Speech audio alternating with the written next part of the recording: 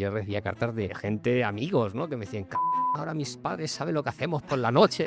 Y dice, ¿qué has hecho? Y aunque a mí me gusta mucho ese arranque porque es muy provocativo, es pues como tiene que arrancar un escritor, ¿no? Dice, pegando una patada en la puerta y no pidiendo permiso, ¿no? Que hoy no se publicaría las historias del Cronen. Y eso yo creo que es un poco lo que estás diciendo, pero ya del lado sociológico. Ya no es el cambio literario, sino es el cambio de la sociedad. Sí, tiene un componente políticamente incorrecto, claro, cosas que hoy son inconcebibles. Hoy en día es que, claro, los niños están localizados, esta hipervigilancia, tiranía parental, es acojonante, los padres están ahí, es que, vamos, a mí, ser crío hoy en día es muy duro. La tecnología genera más problemas de los que resuelve. Yo tengo un amigo, por ejemplo, que sí que ha estado ya trasteando con esto, ya hace unos promptings tremendos a la máquina y ya fabrica novelas. Está entusiasmado y dice, puedo crear 300 novelas por día. Bienvenidos al podcast El Aprehendedor, con César López Benito, donde encontrarás charlas para buscar caminos de mejora en lo personal y en lo profesional. ¿Qué tal, aprendedores? ¿Cómo estáis? Hoy tenemos a José Ángel Mañas. José Ángel fue muy famoso en los 90 porque escribió el libro de historias del Cronen, del cual fue finalista del Premio Nadal, y a su vez se hizo una peli al poco de escribir el libro, donde le dieron el Goya al mejor guion adaptado. Fue una película muy famosa y que marcó una generación. De aquella etapa a hoy ha escrito muchísimos libros, sobre todo de novela histórica. Lo vais a disfrutar. Hoy tenemos a José Ángel Mañas. José Ángel, bienvenido al podcast. Muy bien, muchas gracias, buenos días. Un placer tenerte aquí con mi amigo Eduardo. ¿Qué tal, Eduardo? ¿Cómo estás? Muy bien, muchas gracias por invitarme una vez más. Que el invitado soy yo, no quien fijo. Bueno, vamos aquí a la Limón a hacerte Sí, claro. una entrevista a fondo, como llamamos en este espacio, ¿vale? Así que nada, ¿empiezo yo? Sí, Venga, vale. Venga, voy a empezar con que no voy a empezar con otro, ¿no? Con tu primer libro, evidentemente, Historias del Cronen, el libro, pues, de mucho éxito editorial y luego, bueno, se convirtió en una película que luego ganó un Goya en el mejor guión, creo que era, ¿no? Sí, ¿no? Sí. Y entonces, bueno, no me voy a quedar... Ya hablaremos de Cronen. La película más taquillera, año 95. Eso te iba a decir, o sea, un éxito tremendo, ¿no? Sí. Y posteriormente empiezas a escribir novelas de historia, ¿verdad? Sí. O sea, novela histórica, que es un poco lo que... O sea, es que has pasado del mundo, digamos, de la vida... No sé si llamarlo de la vida real, la vida contemporánea. La vida contemporánea a la historia. ¿Por qué hiciste esa trayectoria? Cuéntame. Bueno, digamos que, bueno, yo de entrada yo estudié geografía e historia, ¿vale? Me licencié, o sea, me especialicé en historia contemporánea y la verdad es que no lo solía comentar y no era una cosa que me pareciera pertinente, ¿no? Digamos que yo estudié, el primer año hice un primer año en Madrid, luego hice un segundo año en Sussex, la Universidad de Sussex, ahí estudié cosas pues como los Lollardos en el siglo XIV, Wycliffe y tal. Y luego hice otro año Erasmus en Grenoble y allí era pues historia del cine francés en los años 60, pues Roger Vadim, Brigitte Bardot y Dios que era la mujer, ese tipo de asuntos. Y, por ejemplo, psicohistoria también, que no tiene nada que ver con Asimov, era como las teorías psicoanalíticas aplicadas a los movimientos de masa, ¿no? Y digamos que cuando volví a Madrid, bueno, pues como tenía una cierta facilidad para el estudio, pues hice cuarto y quinto juntos y había pactado con mi padre, pues que ese año sabático que yo entendía por alguna razón que me había ganado y me iba a dedicar a intentar escribir. Y al cabo de 6 meses, pues quedo finalista del Premio Nadal, ¿no? Entonces, yo me olvido de la historia, pero y aquí yo pensaba que no me había dado nada y que era pues cultura general y tal, pero al cabo de los años pues me doy cuenta de que bueno, pues esas lecturas académicas que hago en ese momento pues que me han marcado y más de lo que yo pensaba, ¿no? Incluso hasta en mis novelas contemporáneas, como he mencionado antes, César, pues hay una atmósfera historizante, ¿no? Quiero decir, en el propio Historias del Cronen pues se habla de, bueno, pues está viendo la televisión y va a estar pues las Olimpiadas en Barcelona, la Expo en Sevilla, está la guerra de Yugoslavia, ¿no? Entonces hay como una atención al detalle histórico que delata un poco ese interés mío por la historia y en un momento dado pues ya aparece, ¿no? Se me ocurre, doy el salto.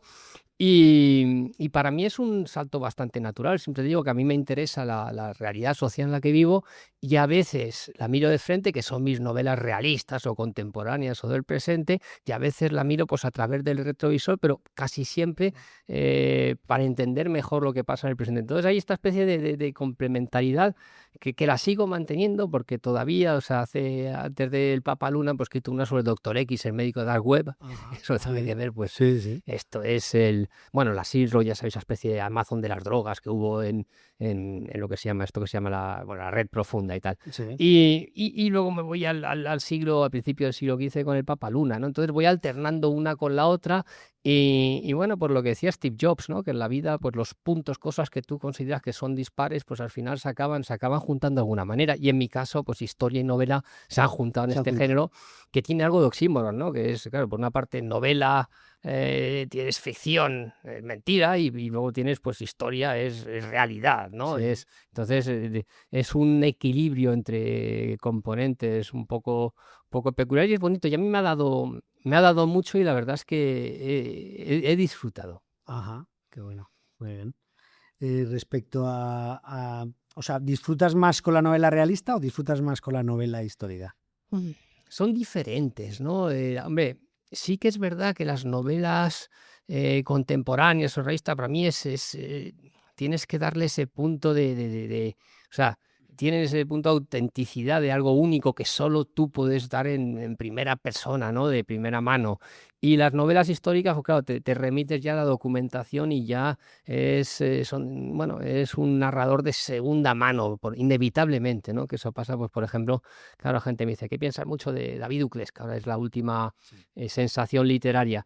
Y a mí, claro, dice, quiero decir, al principio me gusta mucho y es original, pero claro, está hablándome de la guerra civil, es algo que evidentemente, aunque por mucho talento literario que tenga, pues no es Orwell cuando viene algo. Es decir, es otra cosa, ¿no? Es verdad que le ha dado una atmósfera, realismo mágico, lo que quieras y tal, pero claro, yo siempre voy a tender a pensar que lo más auténtico es más, la literatura tiene que tender más a eso. O sea, por ejemplo, Andrea Abreu, ¿no? Se llama La chica de panza de burro.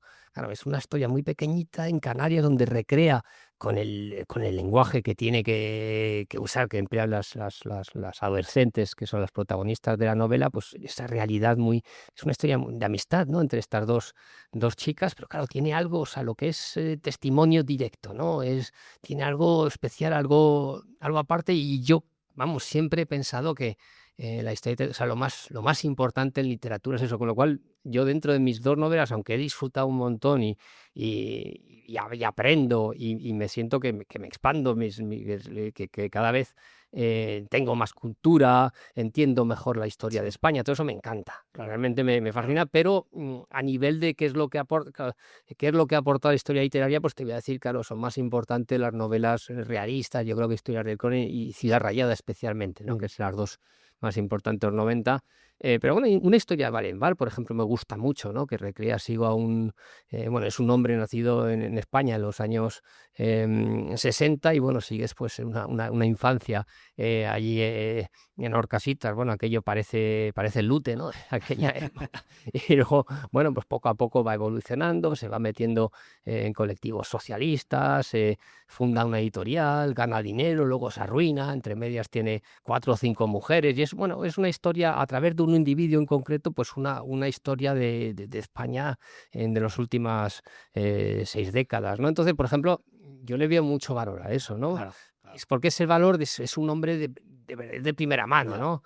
Y luego es otra cosa, pero también, bueno, tiene su encanto y bueno, y sobre todo es muy fácil para mí, o creo que, bueno, no para mí, es que siempre se ha hecho, ¿no? Si cogéis los grandes escritores de la literatura universal, pues Galdós tenía sus novelas del presente, que eran Fortunata y Jacinta, Misericordia, etcétera, y luego tenía sus episodios nacionales, que era novela histórica, ¿no? Tolstói tenía Ana Karenina, que era su presente, y luego tenía Guerra y Paz, que era en tiempos de su abuelo, el que aparece ahí, el conde Tolstói, pues eso era novela histórica.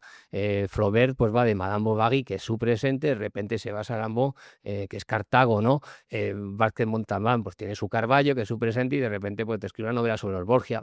Siempre se ha alternado una cosa con la otra, o sea, no es tan inhabitual, pero bueno, parece que mientras que en cine O sea, por ejemplo, a mí me gusta mucho Ridley Scott, ¿no? Que es alguien que lo mismo te puede hacer una película de ciencia ficción, de Blade Runner, Alien, que se va al Chicago de los años 20, que se va a Roma con Gladiator, o te hace una película sobre Jerusalén y los cruzados y de Sí. repente aparece con Napoleón, suma y sigue, ¿no? Y eso no nos sorprende, ¿no? Aquí Pero en tiene muchos cambio, registros, ¿no? Quieres decir, parece, ¿no? dice, pues Santiago Posteguillo, coño, no te salgas de Roma, tío, cuidado, que puede pasarte algo muy malo, muy malo. No sé, parece que en literatura tenemos más tendencia a encasillar. Pero eso es por el tema del mercado, seguramente, ¿no? Por las Yo, editoriales, ¿no? Y todo eso. sí, yo creo que es una cuestión bastante de mercado y bueno, hombre, sí que es verdad que luego tienes, pues quizás, claro, ya Santiago Posteguillo Roma se lo tiene muy trillado, ¿no? Entonces ya a nivel de documentación, pues oye, Es más fácil, economiza, a nivel claro. de esfuerzo, ¿no? Si vas saltando de época, pues cada nueva época, pues tienes que hacer un esfuerzo mayor, ¿no? Creo que hay una cuestión de mera economía de esfuerzo también ahí dentro, pero sí, la lógica del mercado es Es primordial. importante, ¿no? Uno, Yo sé que te ha cansado un poco el tema de Cronen, ¿no? Después de tantos años, además que fue como el éxito primero que tuviste, y sé que te cansa un poco, pero yo tengo que hablar No, algo de por esto, supuesto, claro. por supuesto. Y quería decirte, yo me acuerdo cuando quedaste finalista del Nadal, que fue en el 94, que aquello nos sorprendió mucho a muchos. Yo era muy jovencito entonces, estaba empezando la carrera, porque era muy difícil que un escritor joven tuviera ese éxito, ¿no? Muy difícil. Era muy raro, sí, es que era singular, es que no ocurre. El Cronen no claro, existe. claro. No, claro, yo tuve estas cosas que no ocurre nunca, ¿no? O sea, bueno, es cierto que ya antes bueno, escribí una vez con 13, 14 años un cuento, lo envié a un premio nacional, escolar, y el Miguel Hernández me parece, lo gané, ¿no? Me presenté a la prueba del Real Madrid y nadie me cogió, ¿sabes? Nadie se fijó en mí, con lo cual estas cosas son palmaditas en la espalda que son importantes. Y luego tuve la suerte de que metí una novela, la primera novela que había escrito en un sobre y lo envié al premio Nadal y quedó finalista. Y eso no ocurre. Lo primero era un premio escolar, sí puede ocurrir. Lo del Nadal ya es una cosa mucho más extraordinaria.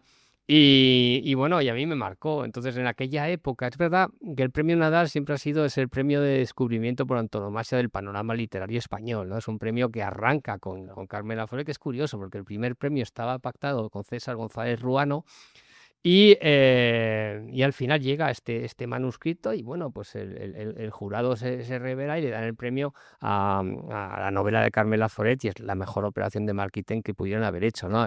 Bueno, aparte de que la novela es un pelotazo y todavía hoy es un clásico, se sigue publicando y a Carmela Foret pasa como a mí, es decir, se lee nada y no se lee nada más. Bueno, a mí, eso ya me lo dijo Germán Gullón, que oye, ya hasta murió recientemente. Me dice, tú te morirás y solo serían historias del Cronen. Bueno, soy ese tipo de escritor.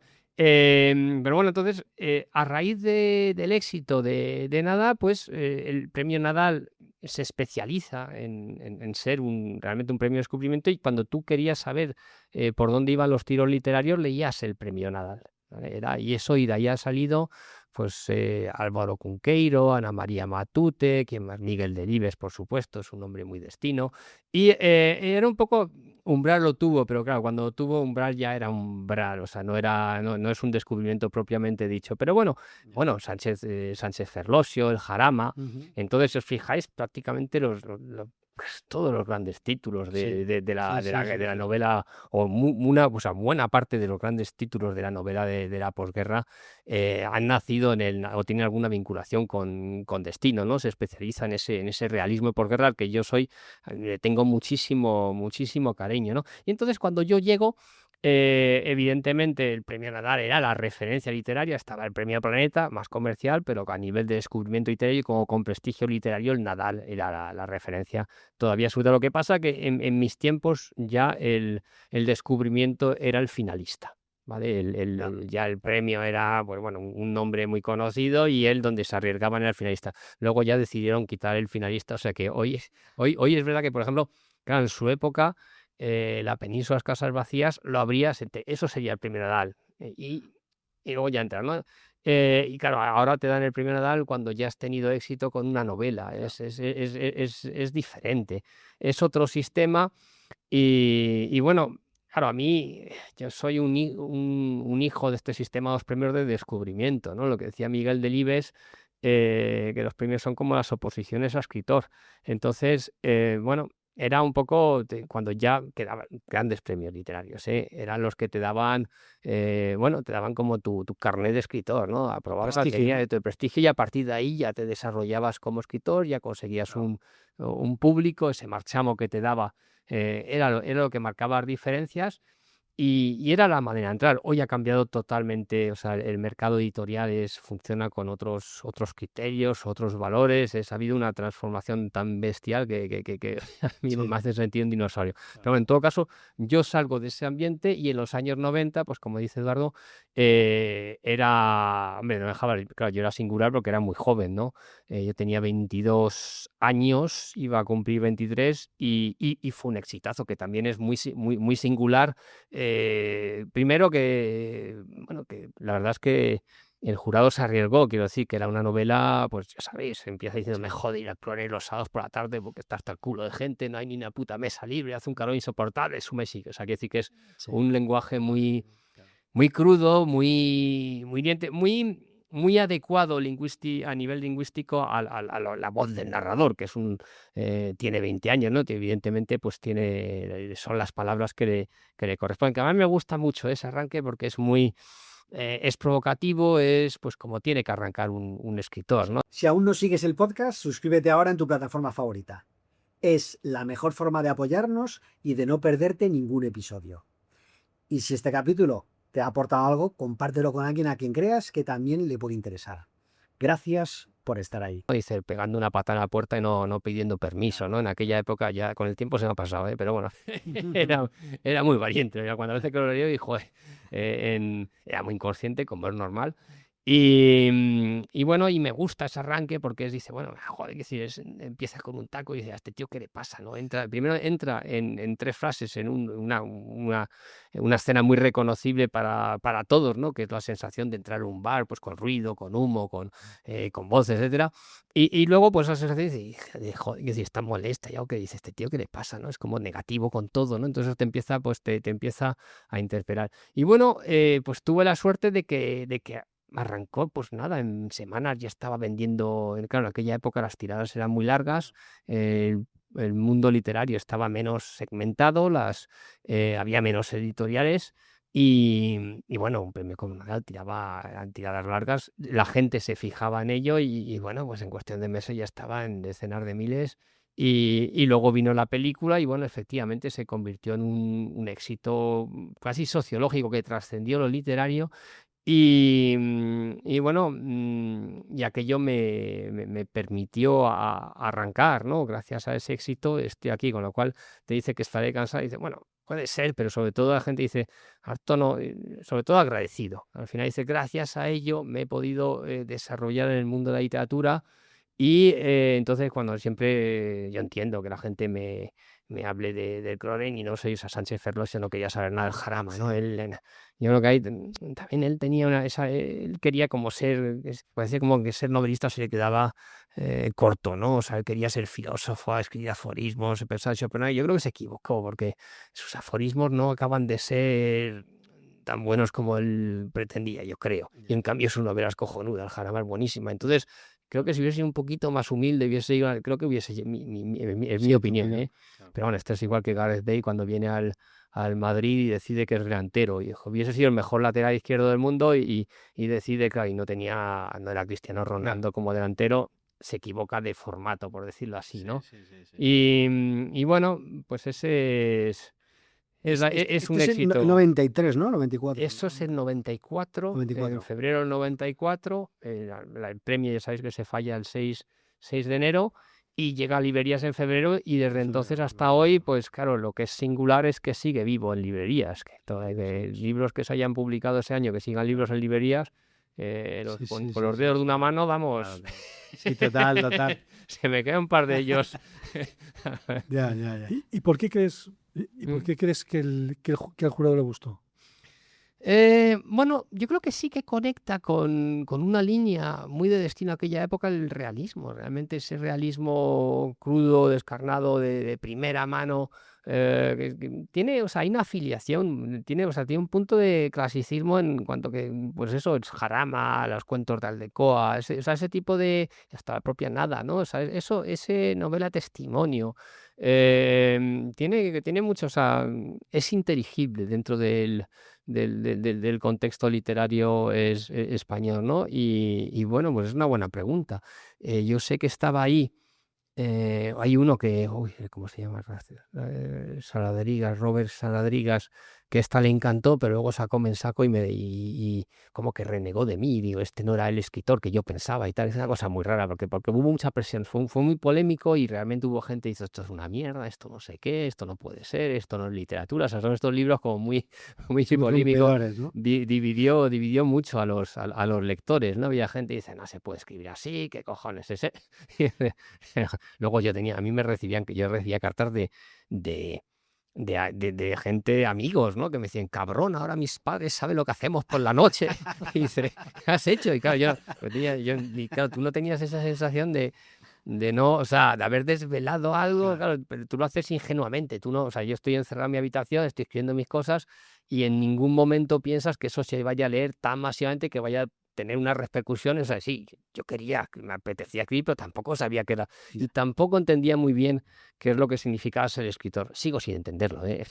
Ya cambia mucho el concepto de escritor, es una cosa un poco especial. De hecho, a mí me gusta hablar mucho, siempre digo que soy más novelista que escritor, que es que novelista me parece una cosa más técnica. Dice, escribo novelas, ¿no? Escritor parece que lleva una mayúscula inicial y que necesitas un atril y que vas a explicarle al mundo qué es lo que tienen que hacer y pensar, etcétera. En fin, me parece un poco más pretencioso, ¿no? Mientras que novelista me parece una cosa más técnica. Pero creo que, bueno, por una parte conecta, era inteligible el género de la novela y por otra parte, pues bueno, recreaba una realidad pues muy inmediata, ¿no? Y bueno, era la época de los años 90, pues arranca el Ruge y estas cosas, y están los chavales, pues bueno, en el fondo que tampoco han hecho, o sea, francamente dice, "Joder, ¿cómo están los jóvenes que se drogan, que no sé qué y tal igual?". Digo, bueno, pues lo mismo hacían si coger García Horterano, Nuevas Amistades, era un poco lo mismo, Ya, tampoco. ya. Y venía de la movida madrileña, ¿no? Sí, me la movía madrileña. Hay Claro, que decir, claro. tampoco habrá que decir, porque me han dicho los jóvenes, suele ser una época en la que hacen estas cosas y ya sabéis, pues una especie de cóctel Molotov con patas, tiene mucha energía y te dedicas a ver hasta dónde puedes llegar, ¿no? Y bueno, sí que es ese momento de confusión vital, donde no sabes, crees que puedes tirar por 8 caminos diferentes y ser 8 cosas a la vez. Y bueno, ya sabes, esos pájaros que tienes cuando tienes 20 años, que yo creo que es lo que mantiene viva esta novela, que es lo que con lo que conectan, porque los chavales lo siguen leyendo hoy y tal. Bueno, alguno está medio ahí, porque claro, como es tan bestia y tan cruda en los tiempos que corren, Ya, algunos ya, claro. ya no se atreven. Antes estaba a ver, ojo, yo siempre he pensado, digo, ¿para qué la pondrán en los colegios y tal? Me sorprendía, pero bueno, oye, es la antídoto. Todo lo que no Sí, debes de hacer, ahí sí, está. sí. Esta novela. Es una manera, Sí, sí, o sí. sea, puedes ser moralista en ese sentido, ¿no? Pero sí que es cierto que, bueno, en todo caso, los lectores jóvenes, cuando se acercan a ella, siguen sintonizando. Y yo creo que es con eso, ¿no? Hay una parte de la juventud que es lo mismo hoy en el siglo XIX, el siglo XVI, y será lo mismo dentro. Hay algo que ser joven es ser joven, ¿no? Y que yo creo que en todos los países lo tiene la parte más universal. Yo creo que eso es lo que tiene valor, ¿no? Y que es muy auténtico, o sea, está escrito desde, como está escrito con esa inmediatez. Yo siempre digo que el arranque era, o sea, el primer manuscrito era casi una especie de semidiario, ¿no? Que iban pasando, yo los días, pues sí, según iban pasando, cosas que iban pasando las iba metiendo, ¿no? Y eso es lo que le da esa sensación como de realidad absoluta, que es como muy impactante, ¿no? Ayer estaba en Valencia, em, que yo no, bueno, sí, sí, es el sábado. Y bueno, me vino un lector que me dijo, joder, muchas gracias y tal, porque yo arranqué con Cronen, o sea, cuando antes leía otras cosas, que si no me daba cuenta de que la literatura podía recrear el presente de esa manera, ¿no? Tan impactante y llegarte, y claro, a mí me abrió una puerta mental y me enganchó a la literatura desde entonces, ¿no? Entonces, es un tipo de literatura que ya no se estila, o sea, los nuevos éxitos son un poco diferentes, ¿no? Y estoy pensando Gómez Jurado, pues son, bueno, novelas de otro tipo o sea, no buscan esta crudeza, ¿no? Y esta autenticidad, aunque bueno, está la Panza de burro, ¿no? Es quizás el tipo de novela con la que yo me siento, también por el uso que tiene de un lenguaje un idioma muy canario, ¿no? Con muchos modismos propios, y creo que eso le da mucha autenticidad. Quizás es la novela con la que más sintoniza una. Y luego, por otra parte, sí que es cierto que es de estas novelas que tienen esa influencia a lo que aspira cualquier escritor, es decir, a que tu libro se lea, se consuma masivamente, se lea y genere un debate social y cambie la perspectiva sobre las cosas, ¿no? Entonces, en los años 90, pues Cronenlo tuvo esta sensación, o sea, provocó debates sobre qué es lo que están haciendo los jóvenes, son nihilistas, no sé qué, tal y cual. Y luego también generó tendencia, ¿no? A partir de Historia de Cronen empezaron a publicarse, cada editorial tenía que tener, pues entonces llamas a escritor joven, ¿no? Pues un escritor un poco que hablase de noche, drogas, etcétera, pues como todo, ¿eh? Los mejores se han quedado, los son medianos, hubo gente pues que se ha olvidado, etcétera, etcétera. Y luego, bueno, pues siempre a mí pone otro ejemplo es Patria, ¿no? Que es Aramburu, más tarde, pues es parecido, ¿no? De repente, bueno, da voz a una parte silenciada de un conflicto, ¿no? Que tiene el País Vasco, y bueno, y eso se lee masivamente y genera un debate, ¿no? Y genera una conciencia. Yo creo que ese es el objetivo último de todo arte, ¿no? Siempre es mantener esa conversación con la sociedad. Entonces, lo que pasa es que yo creo que últimamente, claro, la influencia en ese sentido, que tenían los escritores en los años 70, pongamos, era muy grande, ¿no? O sea, tú veías a la gente del boom, los Vargas Llosa, García Márquez, que eran como luminarias, ¿no? O Juan Marseo, o sea, Cela, ¿no? Iban por ahí, eran como barcas sagradas auténticas, ¿no? Tenía una obra bestial, y tengo la impresión de que eso es decir, es verdad que hay más competencia, hay más socios, o sea, por ejemplo, el debate social. Estoy pensando una serie como Querer, ¿no? Que es una mujer que lleva casada 30 años y de repente, bueno, denuncia a su marido por haberla violado sistemáticamente de ese tiempo, ¿no? Y bueno, entonces eso ha generado ese tipo de influencia. Ese tipo de Creo que literatura o funciona, sea, quieres sí, decir, ¿no? no, que el debate social Sí, lo genera sí, más sí, que la sí. literatura hoy Sí, en día, ya. cada vez más. O sea, la literatura pierde influencia, ¿no? Hay otros, y por ejemplo, yo creo que claramente las series en los últimos tiempos son las que están generando el cine. El cine también ha perdido influencia. Luego de repente aparece Sirat, ¿vale? Pero no deja de ser ahora mismo una excepción. O sea, el cine también tiene sus problemas, pero como otros artes, estoy pensando ahora los pintores que tengan influencia, pues quitando Banksy, sí tiene influencia, pero no te... O sea, tú en los años 80 y te digo pintores 5 y dices Arterano, no sé qué, Barcelona, que se empiezan a sacar y salen unos cuantos gente que estaba... O sea, su manera de ver, su estética, tú veías que estaba calando en la sociedad. Ahora, pintores españoles con influencia... No te sale, vamos, tienes que empezar, los que estén muy al tanto estarán, pero o sea, que Lo tenga una normal, presencia, sí, sí. efectivamente, y yo creo que ahí ese tipo de influencia cultural que el escritor tenía mucha, creo que hoy lo va a perder. O sea, todavía en Francia a lo mejor un Holbeck sí tiene esa capacidad de que una propuesta intelectual suya sea recibida, leída masivamente y comentada por una sociedad, pero en España ya, o sea, ya se va, cuesta, es decir, y es algo, yo creo que no es, que es general, pero vamos, esa es mi percepción actual, ¿eh? De hecho, bueno.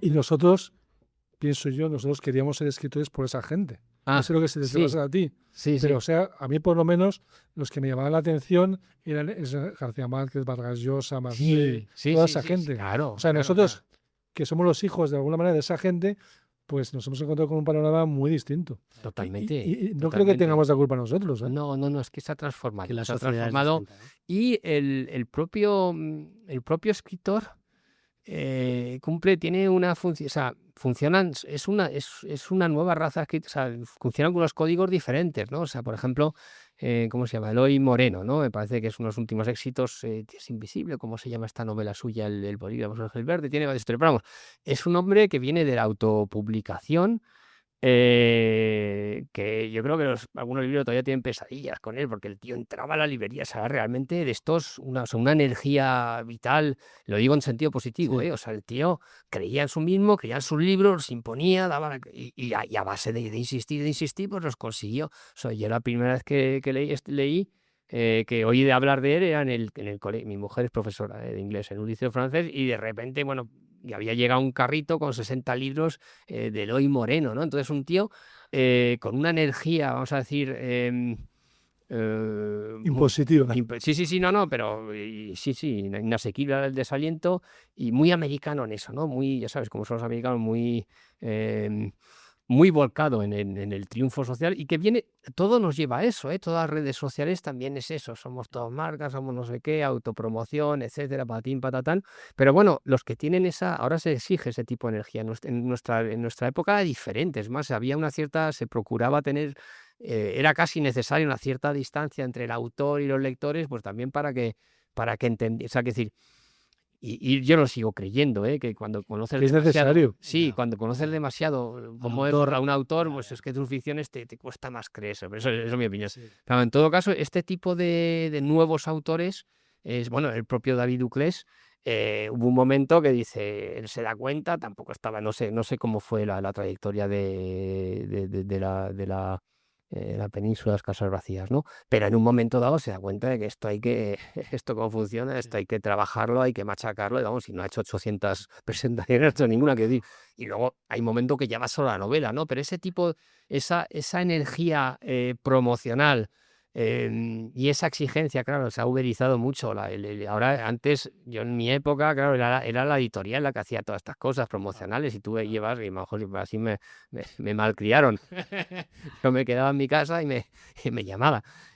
Hoy en día no, o sea, hoy en día las editoriales te meten el libro en el circuito y entienden que el escritor debe de prácticamente Uberizado, está muy bien, está muy efectivamente. bien Entonces, explicado. hay eso genera un nuevo tipo de Ajá. escritor, y entonces los que triunfan son los que están mejor adaptados a este nuevo contexto, ¿no? Y son los que va a ver que es inevitable, o sea, entonces, claro, funcionan con códigos muy diferentes. Esa transformación ha sido muy violenta, ¿no? Y sobre todo, la cuestión es que, claro, el mundo editorial siempre era, o sea, había 10, el editor publicaba 10 libros, claro que tiene que rendir cuenta, tenía que funcionar globalmente, ¿vale? Pero a lo mejor la prueba comercial pues serán, bueno, pues los bestsellers, Gómez Jurado, un político que hace unas memorias, una presentadora de televisión, eso siempre ha existido. Y eso es bueno, porque esa gente, esas ventas, son ventas, gana dinero a las editoriales gracias a esos libros y eso le permite pues seguir publicando y publicar a otra gente, ¿no? Luego estaba un poco, vamos a decir, la clase media y luego la cola de vagón pues podía ser la cantera, gente prometedora, pero el típico el libro, autor exquisito, buenísimo, pero que no vende nunca ni uno. Pero coño, el editor entendía que ese libro tenía que estar, ¿no? Entonces, era un equilibrio, y el problema es que hoy ese equilibrio, hoy lo único que importa cada libro tiene que vender 3.000 ejemplares, Sí. ¿vale? Y por debajo de eso, nada. Entonces, claro, si tú haces eso, te cargas la mitad del vagón, pero te cargas sobre todo la literatura, ¿no? Entonces, ¿qué pasa? Que ese equilibrio se ha roto. Lo normal, todo eso yo conmigo, eso es bueno, toda esta gente, o sea, son importantes y son para el negocio, pero claro, lo que no puede ser es que solo o sea, que decir, que es una cuestión de proporción, que ahora mismo tú entras a las librerías y a lo mejor eso es un 20% de literatura, de verdad, entre comillas, Sí, claro, sí, todo el sí. 80% es eso. Claro. Entonces, es esa ruptura de equilibrio, y luego, claro, los editores antes, uy, esto lo veían fatal y siempre se preciaban joder, casi se avergonzaban de Ya. cosas demasiado comerciales. Dicen, no, pero yo he publicado al último Cela, al último tal. Pero claro, es que, bueno, por ejemplo, Cela y Marcelo, los últimos libros, vendían muy poco, muy poco. Claro. Pero claro, nadie jamás hubiese pensado la posibilidad de que no se les publicase. Eran auténticas instituciones culturales, tenían que estar ahí, daba igual lo que vendiese, ¿no? Y ya el editor, pues ya, bueno, ya complementó, ya me las apañó, ya sacó las cuentas de otra, por otro lado, ¿no? Pero el problema es que, por ejemplo, hoy no se les publicaría directamente, les daría igual, dice, no, tú eres un premio Nobel, eso, bueno, ¿cuánto fue? 15, Claro. dime cuánto vendió tu último libro, y esa cifra es todo. Entonces, estamos en un momento de cinismo O sea, es igual que los políticos, ¿no? Tú coges, joder, toda la vida diciendo es quitar la careta, coño, y hablar como, decir lo que pensáis. Bueno, pues han quitado la careta, han empezado a decir lo que piensan, poneros la puta máscara, que está ahí mejor que... Eso es un Trump que parece que habla como si fuera portada del jueves, tío. Claro. O sea, que es una cosa alucinante. Claro. Hijos de puta, os voy a bombardear, sacar, salir, pues... Bueno, Sí. es una cosa alucinante. Entonces, Ya.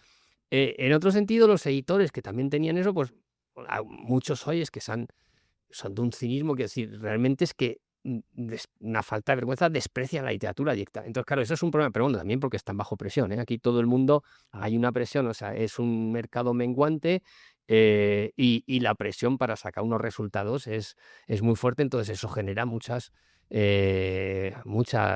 tensiones, ¿no? Pero en todo caso es verdad que antes los editores no se jactaban de ciertas cosas que hoy sí se jactan, ¿no?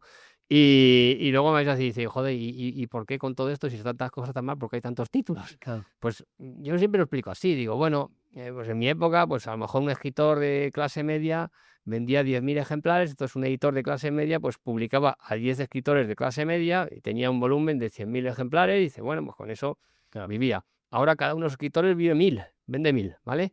Entonces, ¿qué hace el editor? Dice, pues publica 100, joder, pues para mantener el volumen de venta. Entonces parece que curiosamente tal, pues más eso, una parte, ¿no? Luego hay muchas más cosas, ¿eh? La guerra entre los grandes grupos, Planeta y Penguin Random y tal, y parece que si uno, claro, si tú dejas de pisar el acelerador y dejas de meter presión ahí, bueno, pues el espacio que pierde lo van a rellenar pues las pequeñitas o la competencia, etcétera, con lo cual no. Y luego, como siempre es un misterio, qué es lo que va a funcionar, ¿no? Nunca lo sabes, pues bueno, pues siembro miles de títulos así a voleo. Y luego aparece encima la IA, ¿no? Bueno, eso ya es otra, la IA ya entramos ya en otra, eso es otra cuestión, pero tampoco es tan a la normalidad. Pero vamos, entonces, siembra a voleo de miles de títulos, entonces cuando ya uno empieza, oye, que aquel allí llevan 10.000, entonces empiezan a empujar, pero no antes, ¿eh? Y nada, la IA es otro debate. Si eso abrimos la IA, pero antes te quería comentar una cosa sobre el Cronen. Sí. Tú has dicho en algunas entrevistas, estoy recordando una muy buena de Hot Down, que tú te sabrás el nombre del autor.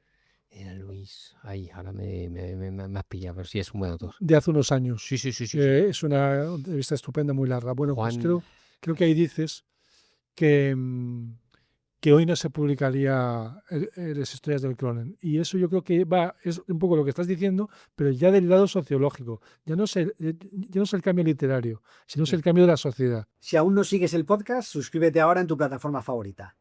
Es la mejor forma de apoyarnos y de no perderte ningún episodio.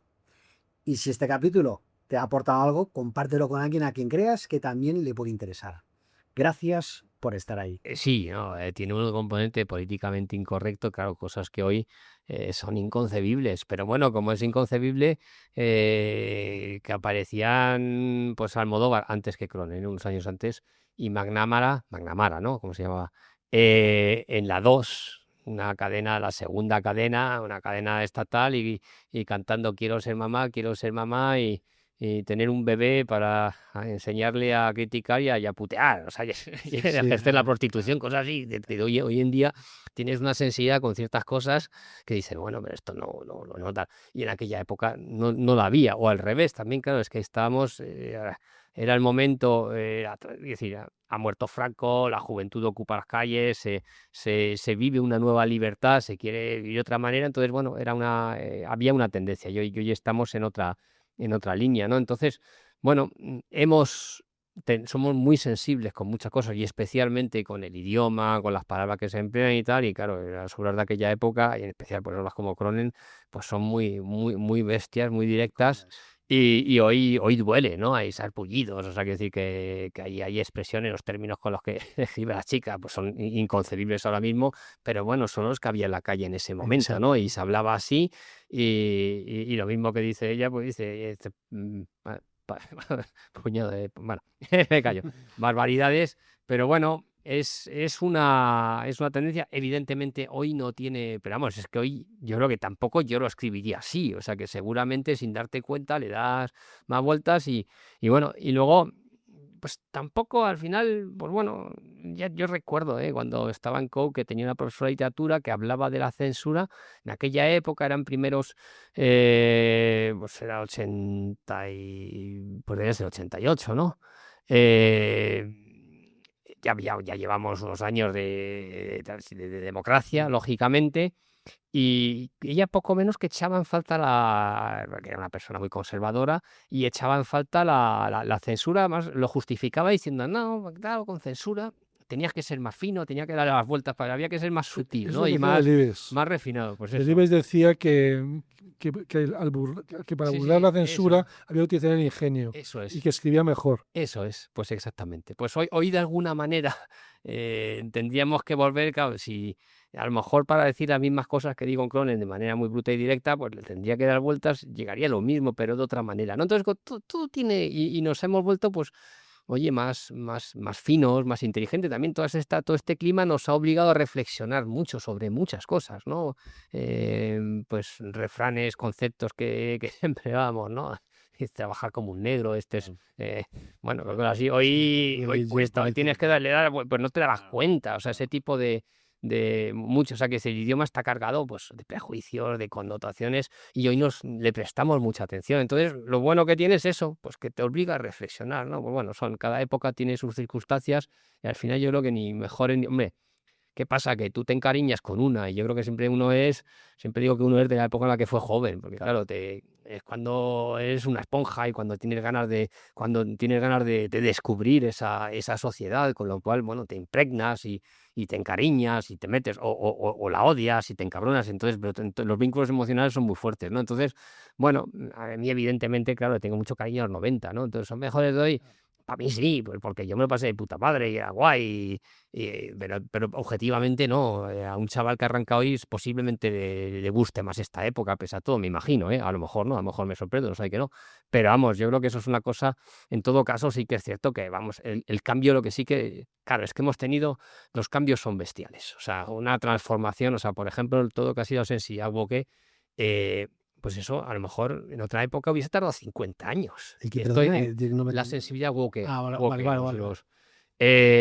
Pues eso ha transformado la sociedad Claro. en 10, 15 años. Es decir, un proceso que a lo mejor sin las tecnologías que tenemos ahora había tardado 50 o 60. O sea, quiere decir que ahora es que los cambios van muy, muy rápido. Y en el campo literario los cambios también han sido bestiales y brutales, y antes hubiese tardado un poquito más, ¿no? Entonces, eso sí, estaba hoy comiendo con Ignacio del Valle, lo estábamos comentando, y ojo, cómo ha cambiado el panorama cultural, como tú sabes, Eduardo, ¿no? Yo decir que no tiene nada que ver con aquel que experimentamos en los años 90, que también tenía otras cosas. Por ejemplo, es verdad que había más porteros de la gloria, y había reseñistas críticos, que se llamaba entonces, ¿no? Dice, gente que realmente podía marcar una diferencia. Alguien como Rafa Conte te hacía una buena reseña y al día siguiente un libro vendía 5.000, o sea, una capacidad de prescripción absoluta. Eso no existe hoy, no hay nadie que tenga esa capacidad en estos momentos, ¿no? Y o al contrario, a lo mejor otro tenía capacidad para prescribir, pero también para destruir, ¿no? Alguien como Ignacio Echevarría, que era más destructor, pues igual hacía una reseña sobre un libro y era capaz, cuando tenía el altavoz potente, que era el país en su caso, pues era capaz de realmente bloquear y hacer mucho daño. Ahora no hay nadie. O sea, yo tuve una discusión hace un año y medio, no sé, estábamos Víctor del Árbol, que hablaba de género negro policial, Elizabeth Benavent, novela romántica, y yo iba como novelista histórico. Y discutía con Elizabeth Benavent, y ella decía, no, es que tal reseñista, no sé, me había hecho... Bueno, y yo le dije, es que ese reseñista no existe. Y entonces ella no me entendía. No, lo que quería decir es que no existe el reseñista capaz de hacerle daño a un fenómeno como Elizabeth Benavent hoy en día. Entonces ya está en el mundo, y dice, ni te preocupes. ¿Sabes lo que le estaba diciendo yo? Tú disfrútalo y pásatelo bien, y nadie, o sea, no hay nadie que yo sepa, no sé, salvo que me digáis vosotros, No, pero creo sí, que yo te quería contar también ¿quién que tiene capacidad de prescripción o de bloqueo cultural? Claro, Nadie en ya. estos momentos. Ya. Sí, por Vamos. todos los medios, claro, por las redes sociales. ¿Y por hasta las qué opciones punto que es hay. útil la crítica también? Porque yo Ya hay no una cosa existe, que veo, ya no hay. es que Claro. con los medios que hay hoy en día, por ejemplo, me da la sensación de que los lectores prestan mucho más atención a lo que piensan sus Sí, sus congéneres, pares, sus totalmente. pares, los mismos Sí, sí, sí. lectores. Por ejemplo, las puntuaciones que pueden aparecer Efectivamente. en Amazon. Eso Pues tiene... eso te orienta más Sí, que sí, cualquier sí. reseña. Totalmente. Y eso que yo escribo en Zenda, que tengo que decirlo. No, que sí, que sí, que sí. Pero esa es la verdad. Pero encima también tienes tus estrellitas. Y tú... Claro, es que esa es otra. Estamos en una pero época en que todo se puntúa. Esa es otra época. Eso Todo es. se puntúa. Todo se puntúa. Y los alumnos puntúan hasta sus profesores también, que es una manera de una presión. No, eso ha sido... Es que este mundo de las redes sociales, yo siempre lo digo, es que nos ha... O sea, todo viene... Hay que ver quién concibe los aparatos y todos llevan los valores de sus conceptores, ¿no? Pues todo el mundo de Instagram, Facebook, etcétera, y los sucedáneos, y ya no sé de cuántos hay, los TikTokers, bueno. En el fondo todo sale, bueno, TikTok me parece que esa es China, ¿no? China, Digamos, sí, las sí. originales, las principales eran Facebook, americanas ¿no? y venían un poco del universo Twitter. americano, del high school americano y los populares y los, ¿no? Entonces, hay que decir, son conceptos de los ganadores y los perdedores, el que es popular lo tiene todo y los demás pues se comen los mocos, ¿no? Y esa popularidad a ultranza es lo que está detrás de eso, ¿no? Y al final nos han, o sea, es una especie de mínimo común denominador que nos ha puesto a todo, pero claro, yo al final me salí de Instagram porque decía, joder, que estás compitiendo con Vinicius, con tal, esto no es, los escritores no. Entonces, también es verdad, eso es una cosa. Y luego quiero decir, por ejemplo, en un principio Facebook era pues cada uno con su comunidad de amigos. Y luego de repente se convirtió en a ver quién tiene más seguidores, que no es lo mismo, ¿no? Entonces han ido evolucionando.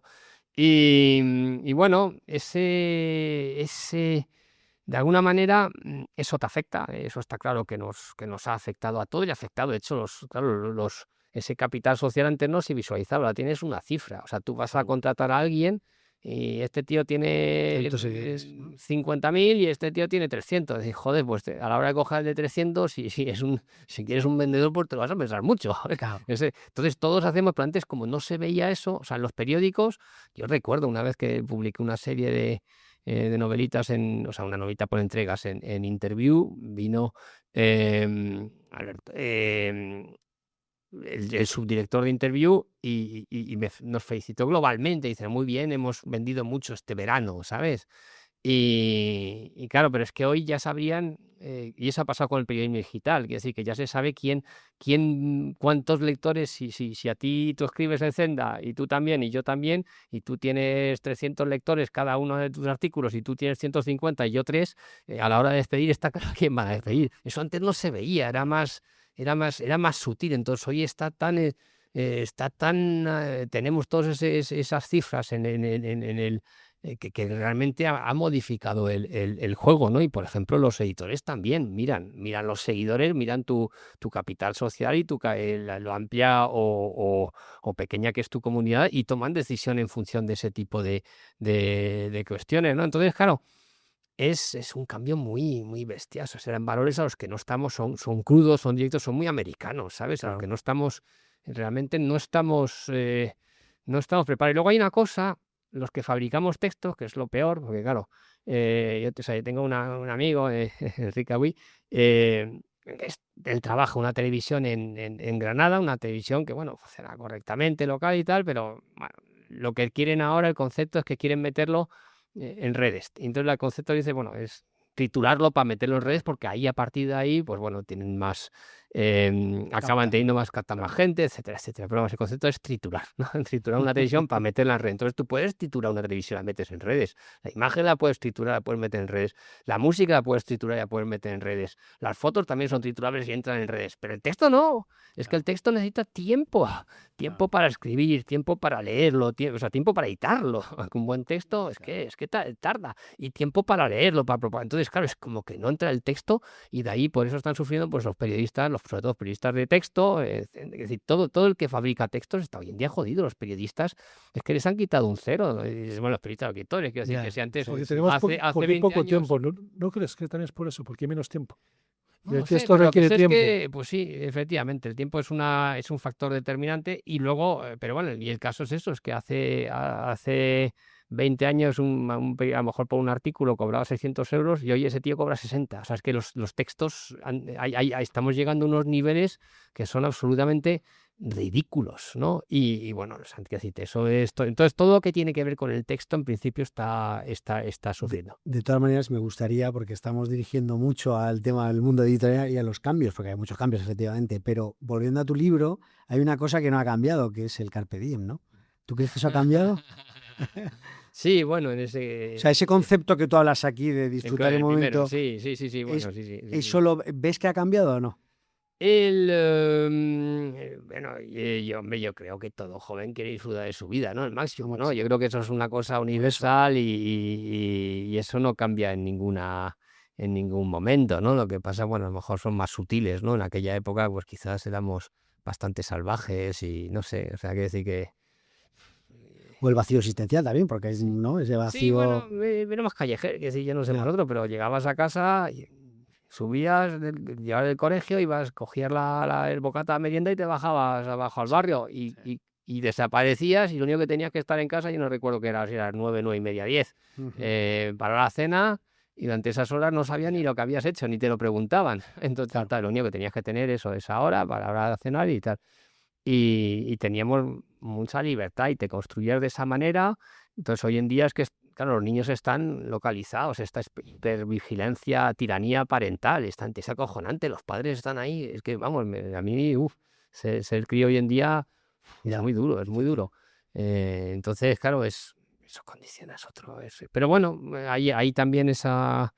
Bueno, ellos tendrán, pues curiosamente, no sé, tampoco parecía que necesitásemos tantos psicólogos ni psiquiatras entonces, ¿no? A lo mejor éramos menos conscientes de estas cosas, pero a lo mejor también esta hipervigilancia, esta tensión, esta sensación de no tener nunca el ocio que ya ha desaparecido, que no, el tiempo, el ocio, quiero decir, el tiempo para ti, pues solo tienes, o sea, tienes que estar estamos trabajando todo el día, desde que te despiertas, desde que coges el aparato hasta que cierras, ¿no? La tecnología, es que al final una Bomber tenía razón, la tecnología que genera más problemas de los que resuelve. O sea, tú necesitas eso. El ejemplo, ¿sabes? Por ejemplo, al principio de todo el mundo estaba encantado, los coches, joder, qué limpias están las ciudades, qué sucios eran los caballos, pero qué guarrería. Pasa el tiempo y mira, se pierde muy bien y te queda más sucio de verdad.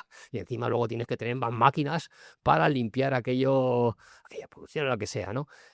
Tú te subías a un coche porque tú ibas andando al trabajo y tardabas media hora y en coche llegabas en 5 minutos. Le metes atajos, no sé qué, resulta que tardas 40 minutos, pero ya te has acostumbrado y ya es que no lo cuestiones, estás ahí metido en el coche. Suma y sigue, ¿no? Entonces, siempre parece que al final la tecnología, bueno, para ir a la cita virtual, ¿no?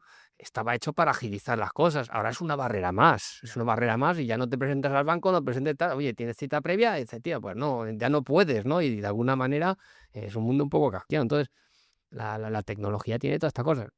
Los niños que claro, tienen que lidiar con eso, pues claro, así están todos de perturbados. Entonces nosotros éramos pues, más brutos, más ignorantes, más asilvestrados, pero bueno, yo creo que al Muy final felices. no era mala, no era muy felices.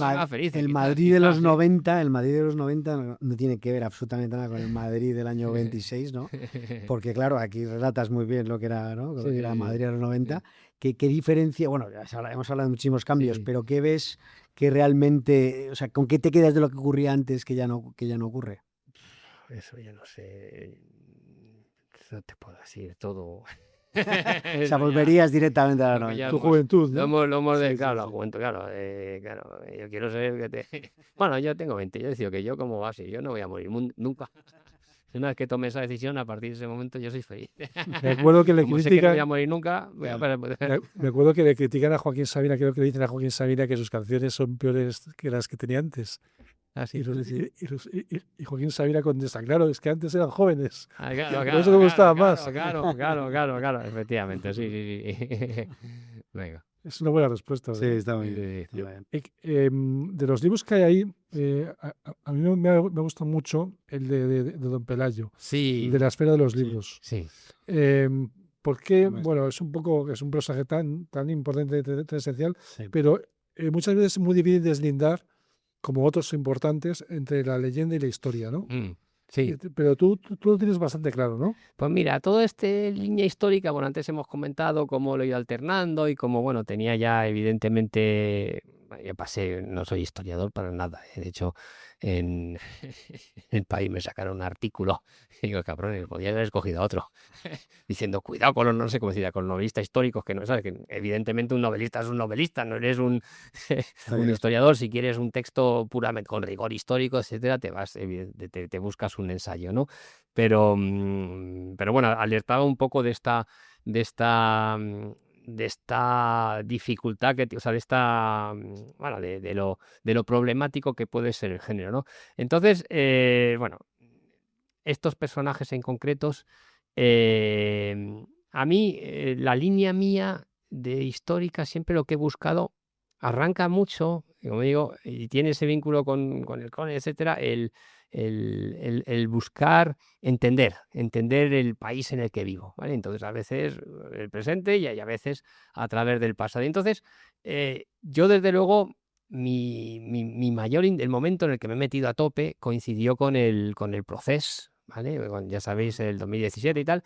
Y claro, eso fue unas turbulencias identitarias, o sea, te obligamos que en un momento agredidos por todo este sentimiento nacionalista catalán, en aquel momento empiezan, es que yo no había visto banderas españolas, tantas banderas españolas en los balcones como una había, pero vamos, no aparecieron muchas después o por lo menos durante aquellos años, ¿no? En todo caso, es verdad que nos obligaron a cuestionar, a preguntarnos qué es lo que es ser español, ¿no? Y entonces, pues a raíz de ahí, pues mis novelas históricas tienen que ver un poco con esos pues, grandes mitos, grandes momentos. O sea, por ejemplo, Conquistador de Imposible me centré en el año 1492 para entender España. O sea, no puedes entender España sin hablar de América y América sin hablar de España, ¿no?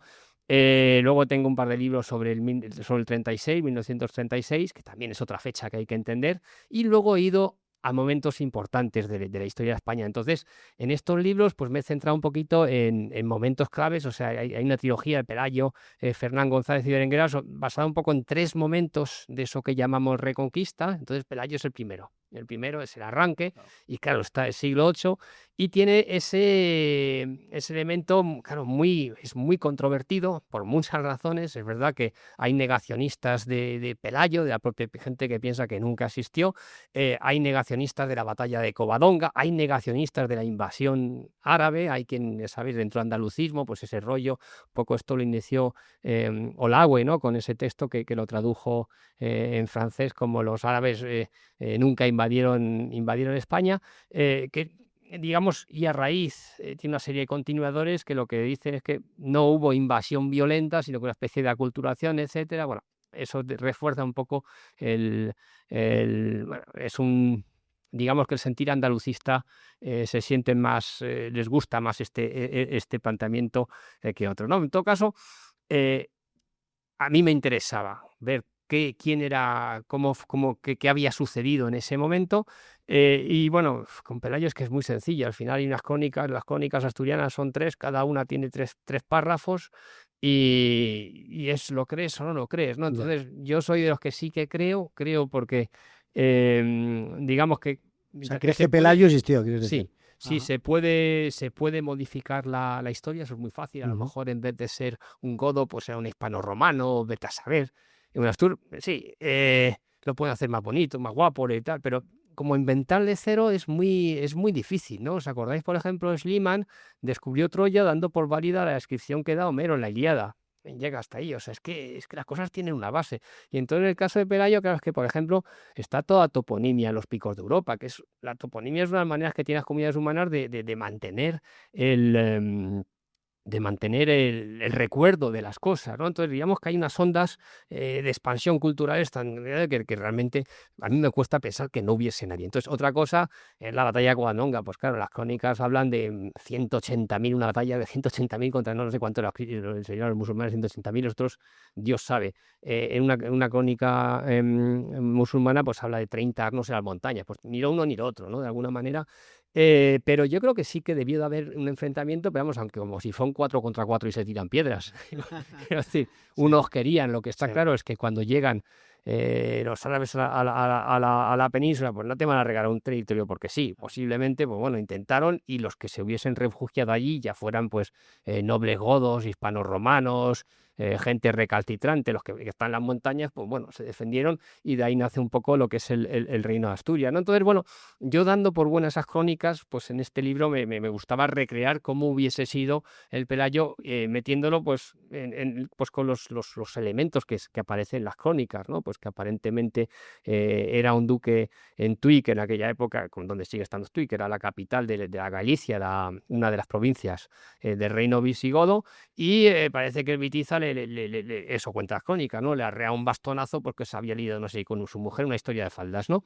Y bueno, pues con elementos así, que o sea, tampoco hay un puñado de elementos, que era espatario del rey Rodrigo, que patallín patatán, pues he tirado por ahí, es decir, dándolo por válido cómo hubiese sido este personaje. Ahora, ya lo demás es una cosa que me trasciende este área. Sí que es verdad que conecta, pues eso, con todo este debate identitario, pues ya sabéis que hay un montón, cada autonomía está recreando su historia, y es verdad que la rabia que te da un poco esto es que, joder, si los franceses y los argentinos han sido capaces de ponerse de acuerdo para construir una historia común, pues podríamos hacerlo con los mexicanos y realmente consensuar una serie de cosas sobre lo que ocurrió en la conquista, por ejemplo, y en el caso de España, y creo que hay que consensuar, o sea, lo que no podemos estar es con estos rollos, dicen, no hubo invasión, sí hubo invasión, los otros que sí Cervantes es catalán, los gallegos que sí Colones, eso dice Rodrigo Costella, ¿no? que sostiene su novela, sostiene un poco la tesis,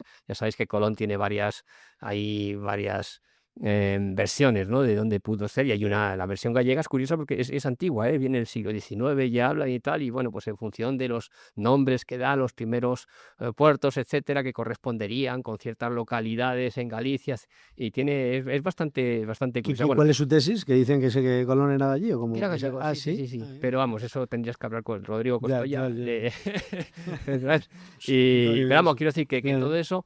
Y entonces Pelayo está en el centro de eso, y a mí en este libro, bueno, pues era bonito pues meterte en ese fango por una parte, porque es y luego, bueno, pues procurar entender mejor el momento, y sobre todo, bueno, no deja de ser el origen de España tal y como que eso es incuestionable, ¿no?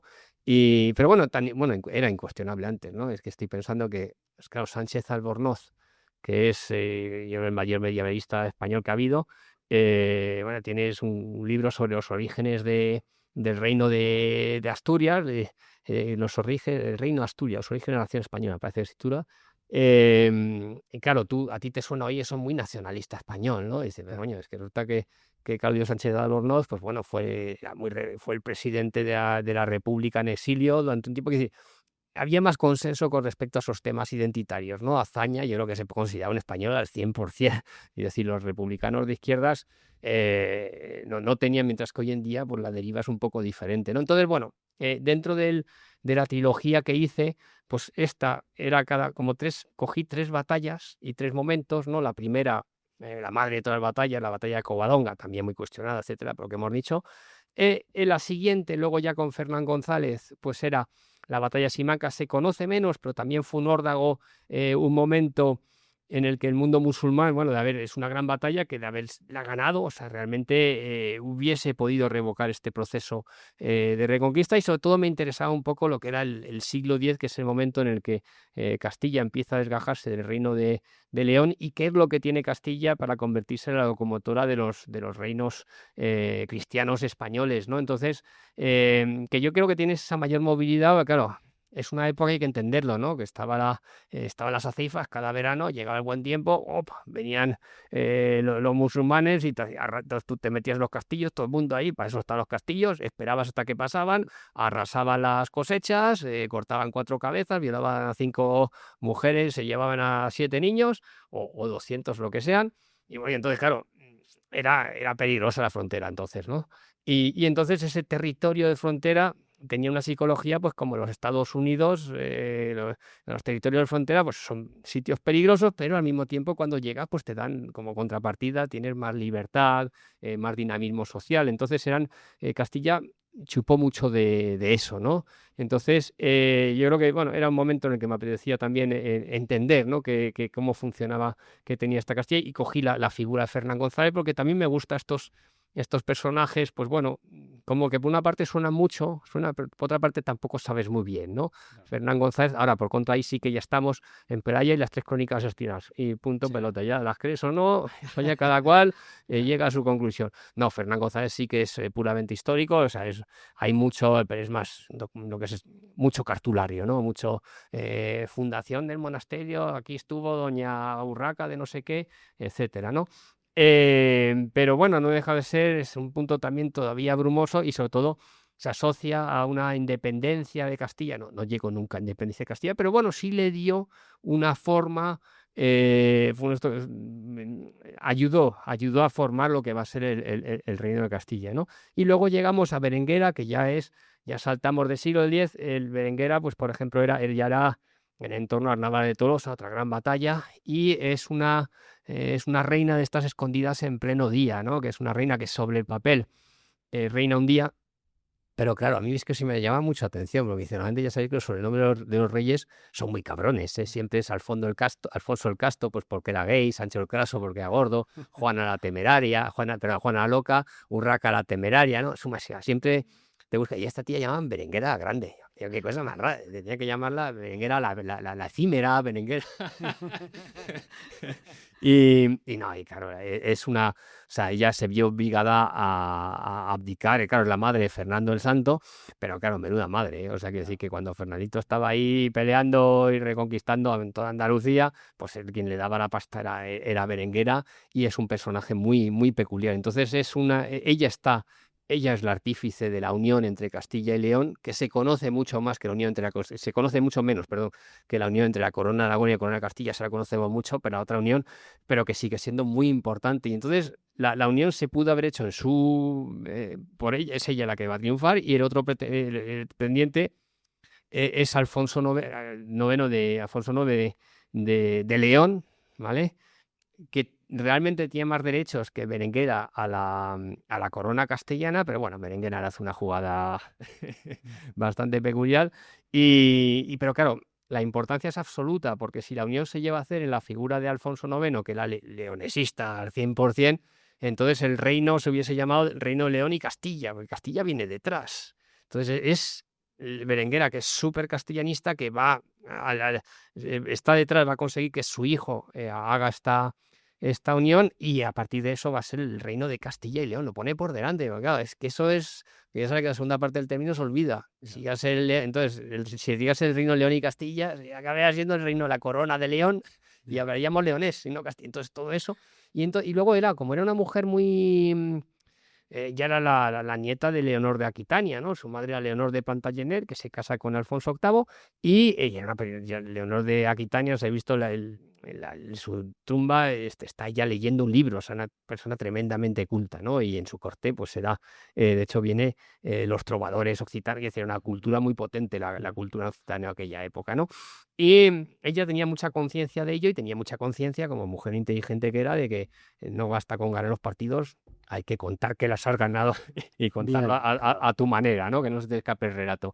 Y claro, ese relato castellanista, con ese sesgo que tiene, porque ella es ultra castellanista, de hecho, hay una crónica de su reinado, el primero, que lo hace Lucas de Tuy, si no recuerdo mal, y que era, bueno, no te digo que sea leonesista, pero a ella le pareció que no era lo suficientemente castellanista, y entonces le encarga otra a Rodrigo Jiménez de Rada, que ese sí que era castellanista, pero al 100%. Y esos textos luego van a entrar en vena a la historia general de Alfonso X, que es el arranque del relato identitario español. Entonces está en la base de ese sesgo castellanista que va a tener a partir de ese momento lo que es la unión, evidentemente, de la corona de Castilla y luego España, ¿no? Entonces, ¿de qué siglo hablamos ahí? ¿De siglo XII? ¿Siglo XIII, 1200, esa 1-2-1-2.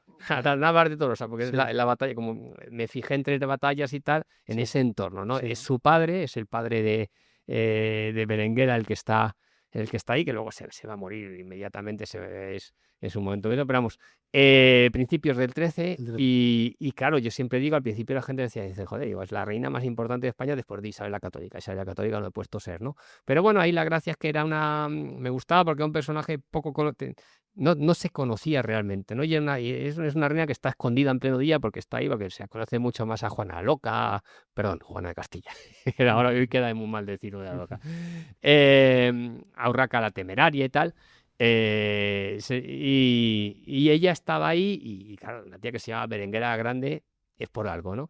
Entonces, bueno, y eso era una trilogía, me gustaba, o sea, que si daba, como dice, acabas entendiendo pues cómo funciona España, porque el trasfondo de muchos de los problemas que tenemos hoy vienen de la época de la historia medieval, pues como decía, ya sabía lo que decía Faulkner, ¿no? Que el pasado nunca no está muerto, ni siquiera está pasado. Es decir, el pasado siempre está ahí asomando. De hecho, ahora con el tema del Papa Luna, por ejemplo, El pasado está vivo. El pasado está vivísimo y lo condiciona todo. Mira, ahora acaba de salir, yo que estoy con el tema del Papa Luna, pues igual.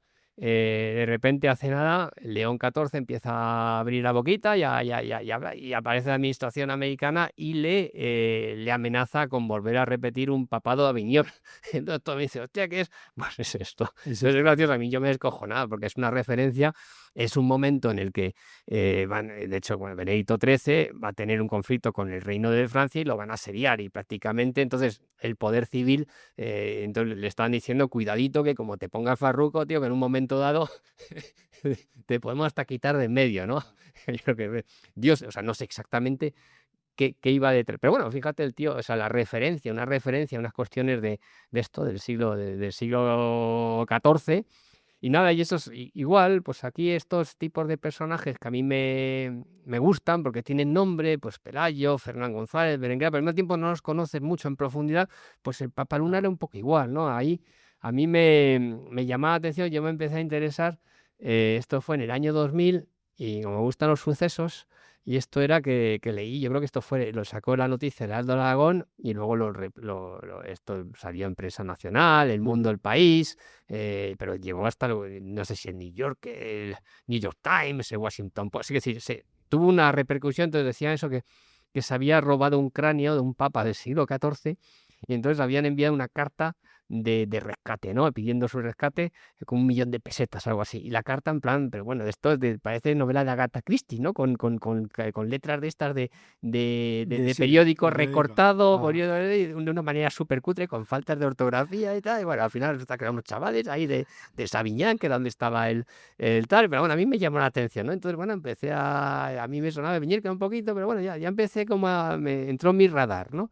Y luego a raíz de eso ya me leí Blasco Ibáñez, ¿no? Que tiene El Papa del Mar, que es una novela que la verdad es que está bastante curiosa, y luego empiezo, o sea, yo voy profundizando, empiezo a meterme en el personaje, y luego, pues hace nada, es curioso, lo que yo había leído, o sea, yo el año pasado, hace 2 años, hubo un momento que acabé una historia del Cronen y me tiré, que era como donde cuento un poco mi biografía, o sea, mi trayectoria, un poco que os he hablado, mi trayectoria profesional como escritor y cómo ha cambiado el mundo editorial, etcétera, bla, bla. Y la verdad es que yo decía, joder, son 30 años, arranco con historia del Cronen, termino con una historia del Cronen, que era como un cierre, y digo, joder, es que bien empaquetado está. Dice, mira, lo cierro, acabo aquí la carrera, hago como cross, cuelgo las botas y me dedico a jugar al pádel. y fíjate, estuve 2 meses que no me ha pasado la vida, sin escribir, ¿no? Y de repente me llama esta gente de Letras del Mediterráneo, que es un galardón, es un proyecto, y dice, no, hay una cuantía interesante y tal, y dice, pero tiene que ser algo que tenga que ver con Castellón, ¿no? Entonces yo dije, mira, a mí Castellón me interesa el FIP, Festival de Benicassi, por cuestiones tal. Y dice, no, es que lo nuestro, estás en categoría novela histórica. Y dice, bueno, novela histórica me interesa la balada, o sea, ya sabéis, Azaña tiene esta obra, La balada de Benicarló, ¿no? Y esto porque estuvo en ese momento, estuvo en Benicarló, y digamos que es como la Segunda República reducida a su mínima expresión, antes de partir al exilio. Entonces, eso me interesaba. Y luego está el Papa Luna, que me dice, bueno, entonces como me habían dado un poco en función de esas novelas de temática medieval, pues Pelayo, Fernán González y Berenguera, pues parece que correspondía. Y nada, se alinearon los astros y me puse. Entonces es curioso porque es un personaje, claro, digamos que si hay 4 papas españoles en la historia, estamos Dámaso en el siglo IV, que este era pero más romano que español, que la conciencia de hispanidad que podía tener, creo que se fue con muy pocos años a Roma y poquito debía sentirse vinculado, creo yo, ¿eh? Pero bueno, aún así le quieren mucho, ¿eh? O sea, aquí el clero español, en principio, además lo tienen, es quien tradujo la Vulgata, el latín, o sea, que sí, es un papa importante, ¿no? Luego están los Borgia, todos los conocemos, que tiene eso, no hay nada que decir. Hay 2, Calixto III y luego está Pedro Martín de Luna, el Papa Luna, que en el fondo estaba llamado a ser el papa español más importante de historia y acabó el antipapa. Entonces a mí me hacía gracia y dice, ¿cómo? ¿Qué tuvo? ¿Qué le pasó para acabar antipapa, ¿no? Y bueno, es curioso porque él arrancó, ya sabéis, está metido en todo el follón del cisma, que el follón del cisma, claro, hay una parte del papado de Aviñón que son 70 años y esos son papas legítimos. Son papas que han estado en Roma y que se van a Aviñón. Eso no hay ningún problema a nivel de legitimidad. Pero luego hay un momento que uno de ellos, Gregorio XI, vuelve a Roma, hay un cónclave, ¿vale?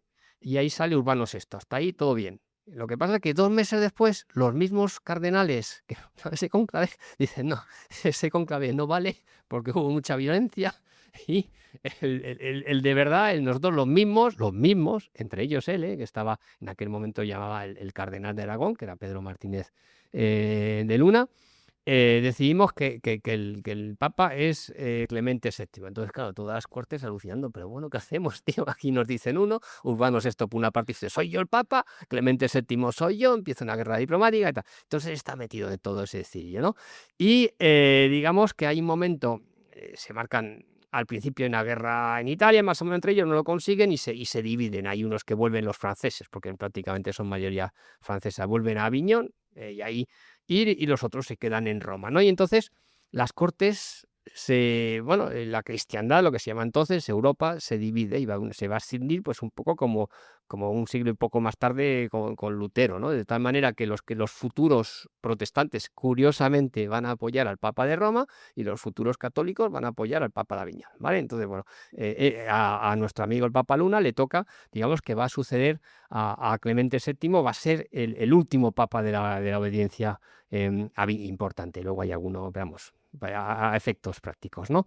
Y es curioso que su historia él arranca con la mitad de la cristiandad obedeciéndole y al final se va a quedar con nadie, ¿no? En Peñíscola, abandonado por todos. Entonces, bueno, yo sigo un poco ese proceso y nada, es un proceso que es gracioso porque digamos que hubo momentos que pudo ganar, por decirlo así, en términos de partido de fútbol, ¿no?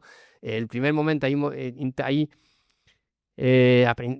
a hacer un viaje a Roma para encontrarse con el Papa rival, que es el Papa de Roma, y digamos que ahí cuenta con el apoyo militar de Francia, que espera que según avance, pues que la gente de los territorios menos contentos con Urbano, pues que se le vaya uniendo. Eso no funciona.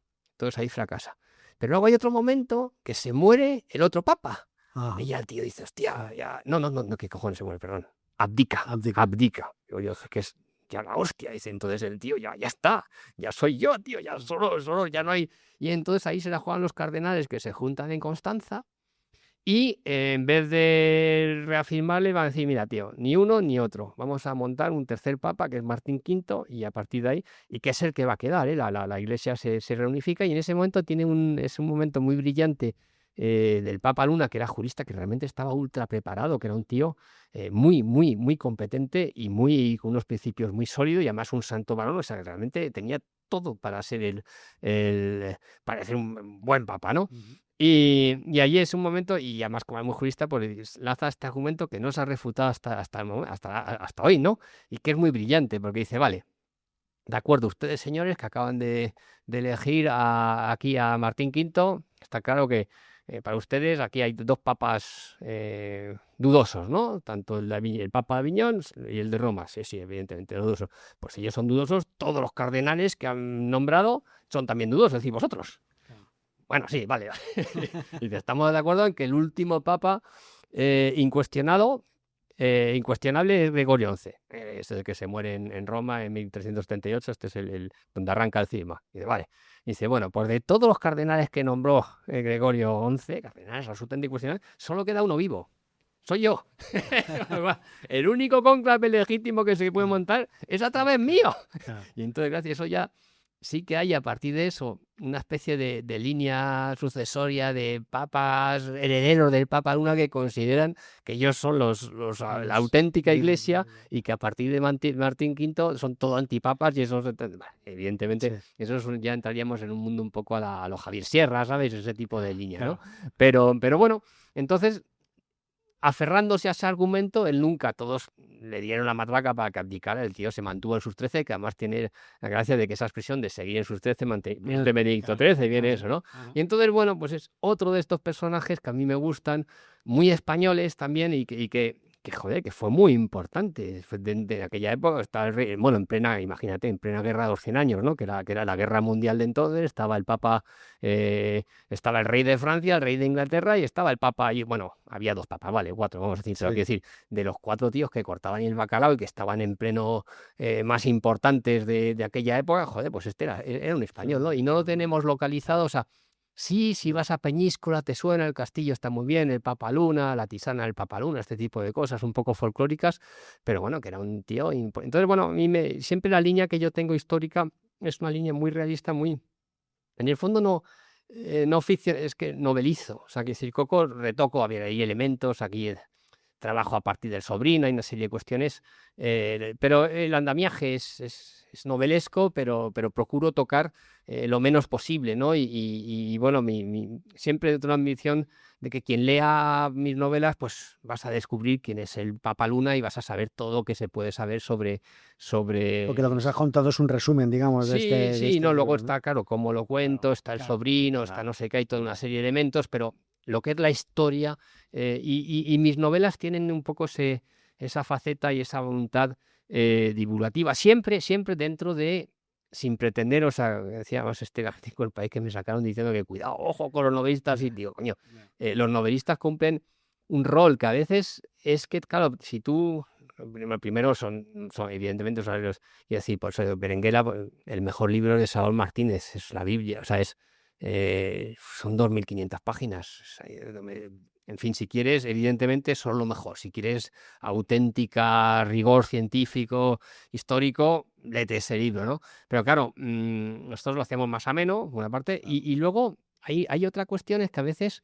a veces los restos, no sé, los restos arqueológicos, las piedras son un poco áridas, ¿no? Y te hace falta, coño, imaginarte cómo vivía la gente, y eso lo da la novela, y lo da muy bien. Quiero decir que de alguna manera, si tú quieres entender lo que era el Imperio Romano, tú Tercio Claudio, joder, y le entras muy bien, ¿no? El Bomarcio del Renacimiento realmente te ayuda. Entonces, también cumple un rol de recrear un ambiente y sobre todo abrirte la boca y darte ganas de seguir profundizando, ¿no? Yo lo veo a veces, pues bueno, es un arranque, entonces te interesa, pues de ahí puedes, yo por ejemplo, suelo arrancar los capítulos con cintas de crónicas o textos históricos de la época, de tal manera es un poco, dice, bueno, si quieres las fuentes, pues también por ahí están. Pero bueno, para mí primero es muy...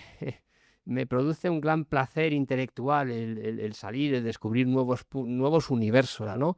Y yo siempre digo que el modelo que yo tengo es eso, Ridley Scott, no sé, hemos mencionado antes, pues eso, ¿no? El poder, el placer de poder pasar de un universo a otro y hacer lo mismo una novela de ciencia ficción que una novela de gángsteres en los años 20, que irte al siglo XV con el Papa Luna, ¿no? Entonces, creces como novelista, porque también son escenas, bueno, pues ahí escribes lo que es el Vaticano, la liturgia, Pelayo pues describe las batallas y cómo se cortan ¿Pero cabezas. por qué elegiste Pelayo, por ejemplo? O sea, ¿cuál fue la razón de elegir Pelayo?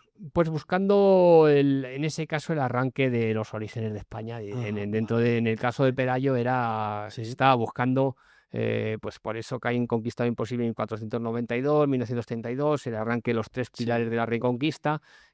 Tengo una al hispano sobre lo que era la guerra numantinas, ¿no? Ajá, sí. Cuando los romanos invaden España. Y en el caso del Papa Luna, pues era mucho más.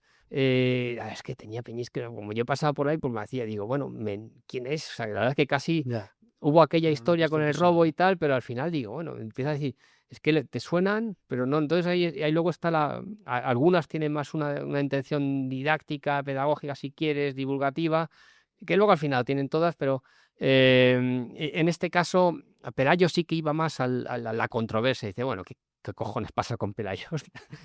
¿Quién es este hombre? ¿Qué es lo que se sabe? ¿Qué se puede hacer? Y realmente, y en el cambio en Papa Luna no es esencial, se sabe, es sencillamente, bueno, voy a contar la historia de de alguien que estaba llamado a ser el Papa español más importante de historia y se quedó antipapa. Entonces me da como Sí, gracioso, gracioso. me da pena. Y luego Sí. está todo ese tema, la terquedad, el seguir en sus 13, ¿no? Claro, era aragonés, no podía ser otra manera. Y bueno, y ese es y es un complemento y me permite, claro, es que si no a veces me siento un poco con los años 90 y con Cronen, pues como Claro, Chimo Bayo con el claro, bacalao. claro, Siempre te digo, bueno, efectivamente, esto me efectivamente. permite pues salir un Salir, poco claro. y crecer. Y aunque solo sea esto, pues ampliar la conversación con vosotros con Claro, otros temas. claro, porque además yo he leído no sé si en algún artículo tuyo en Zenda, que Pelayo la querían hacer película, ¿no? O no sé qué Pelayo ha pasó. habido varios, bueno, ahora mismo hay un proyecto de una serie, hay una productora australiana que además se casó con una atleta española que se conocieron allá y ella se ha instalado en Avilés y está viniendo, es una buena productora y está trabajando en este proyecto. Pasa que es una serie muy cara, es una serie de época y es complejo, o sea, estos asuntos requieren tiempo. Entonces, bueno, eso está en ello. Ojalá, ¿qué te voy a decir? Buah, toco madera, Claro. me encanta, me Sí, sí, sí, encantaría, sí. pero evidentemente es complicado. Pero bueno, sí hay ese proyecto y ojalá. Pero yo he oído incluso que se sabe que Mel Gibson ha estado por En su allí momento estuvo. investigando, ¿no? Porque En su quería hacer una momento, película, yo ¿no? creo que aquello, esa no no es el mismo proyecto, es una película previo. Hubo ese intento y yo creo que, a ver, ojalá sea la mía, no sé, pero si no se va a hacer, o sea, que sí que el Pelayo es un poco el Rey Arturo español, o sea, que sí que es que tiene un pedazo de historia a través de, o sea, lo que es la invasión árabe de la península, es que es un pelotazo, está muy bien, es muy bonito, es muy dramático, hay Lo una haría muy bien también confrontación. Ridley Scott, también lo haría muy bien, ¿verdad? También, sí, También, sí, sí, desde sí. luego. Hay una confrontación entre dos universos. Tienes unas montañas, o sea, los picos de Europa, o sea, tienes un escenario, es una pasada. Y realmente tiene más porque el Rey Arturo es otra cosa, es más, eso sí que es bruma, o sea, eso sí que no está, quiero decir, bueno, en cambio, pero yo creo que hay mucha más base. Yo soy el que pienso que que hubo alguien ahí detrás, ¿no? Pero vamos, que tiene todos los elementos para una buena y seguro que se hace. O sea, que decir si Es es que inevitable, es inevitable, ¿no? Sí, el Cid ha tenido su tal, Hernán Cortés ha tenido su película, es que Pelayo tiene que tener, o sea, es como está, va a caer, o sea, otros, no lo sé, pero sobre todo por el contexto, lo brutal que fue y lo buena que es la historia, porque además te empiezas a meter con el conde Don Julián, que traiciona. Hay muchos, Sí, que es muy completo, ¿no? es muy completo, Sí. pero sencillamente porque, claro, luego se ha ido trabajando sobre ello, ¿no? Entonces la tradición oral añade, aunque sea, ya da igual que sea verdad, sencillamente hay narración, se va siguiendo, es como la Ilíada, va creciendo, o sea, los personajes se les va de la Ilíada te vas a la Odisea, o sea, que sí que como todos los mitos, ¿no? Quiero decir, fundación, pues ya vas tocando, ¿no? Por ejemplo, Jovellanos tiene una obra de teatro en la que habla de la relación de la hermana de Pelayo con Munuza. Yo he trabajado a partir de eso. Entonces, yo he metido muchos de esos elementos dentro de la obra y es lo que evidentemente le da un sustrato narrativo muy, muy poderoso. Entonces, tiene todos los elementos para ser, vamos, y ya te digo que a lo mejor no soy yo, me da igual, ¿eh? Es otro chico que acaba de sacar otro Pelayo, o sea, que decir, de vez en cuando es un personaje que está ahí, pero que va a acabar llegando a la pantalla, Pelayo sí o sí. Me acuerdo que Ramón Villa, que ya sabes, lo sí, conoces, sí, ¿no? sí, Que mucho. es crítico de novela histórica de Zenda y es un tío estupendo. Pues me contó en su día que Mel Gibson había pedido libros sobre Pelayo Sí, sí, para basarse en ellos, ¿no? Para sí. leerlos, para ponerse en el tema, ¿no? Y que le habían dado, yo creo que el tío todavía no estaba No. disponible, pero que le habían dado, por ejemplo, el de Pablo Vega, que es Ah, amigo mío también, vale. y que sabe muchísimo de este tema. Ramón Villa sabe muchísimo también como buen Hombre, asturiano. Ramón lo sabe todo.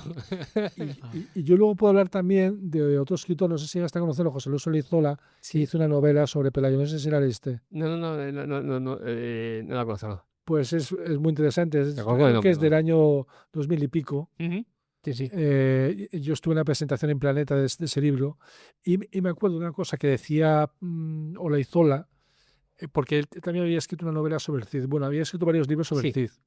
Y decía, hay que ver los ingleses qué habilidad tienen sí. para, cogiendo un Eso. tema que además, él decía, el rey Arturo, que a mí me encanta por otra parte, Mm, pero él decía que el rey Arturo que era puramente legendario. Y sin embargo, efectivamente. nosotros, en este caso, Tenemos eso. hablaba del Cid, pero Pelayo es igual, Igual. que son personajes que están en la historia, que sabemos que fueron ciertos, que bueno, ha pasado tanto tiempo que ya no sabemos tampoco muy bien a ciencia cierta cómo fueron, pero que están en la historia, ¿no? Sí. Que podríamos sacarle un partido tremendo. Y en decir, cambio los hombre, españoles que no tenemos esa habilidad, Ya.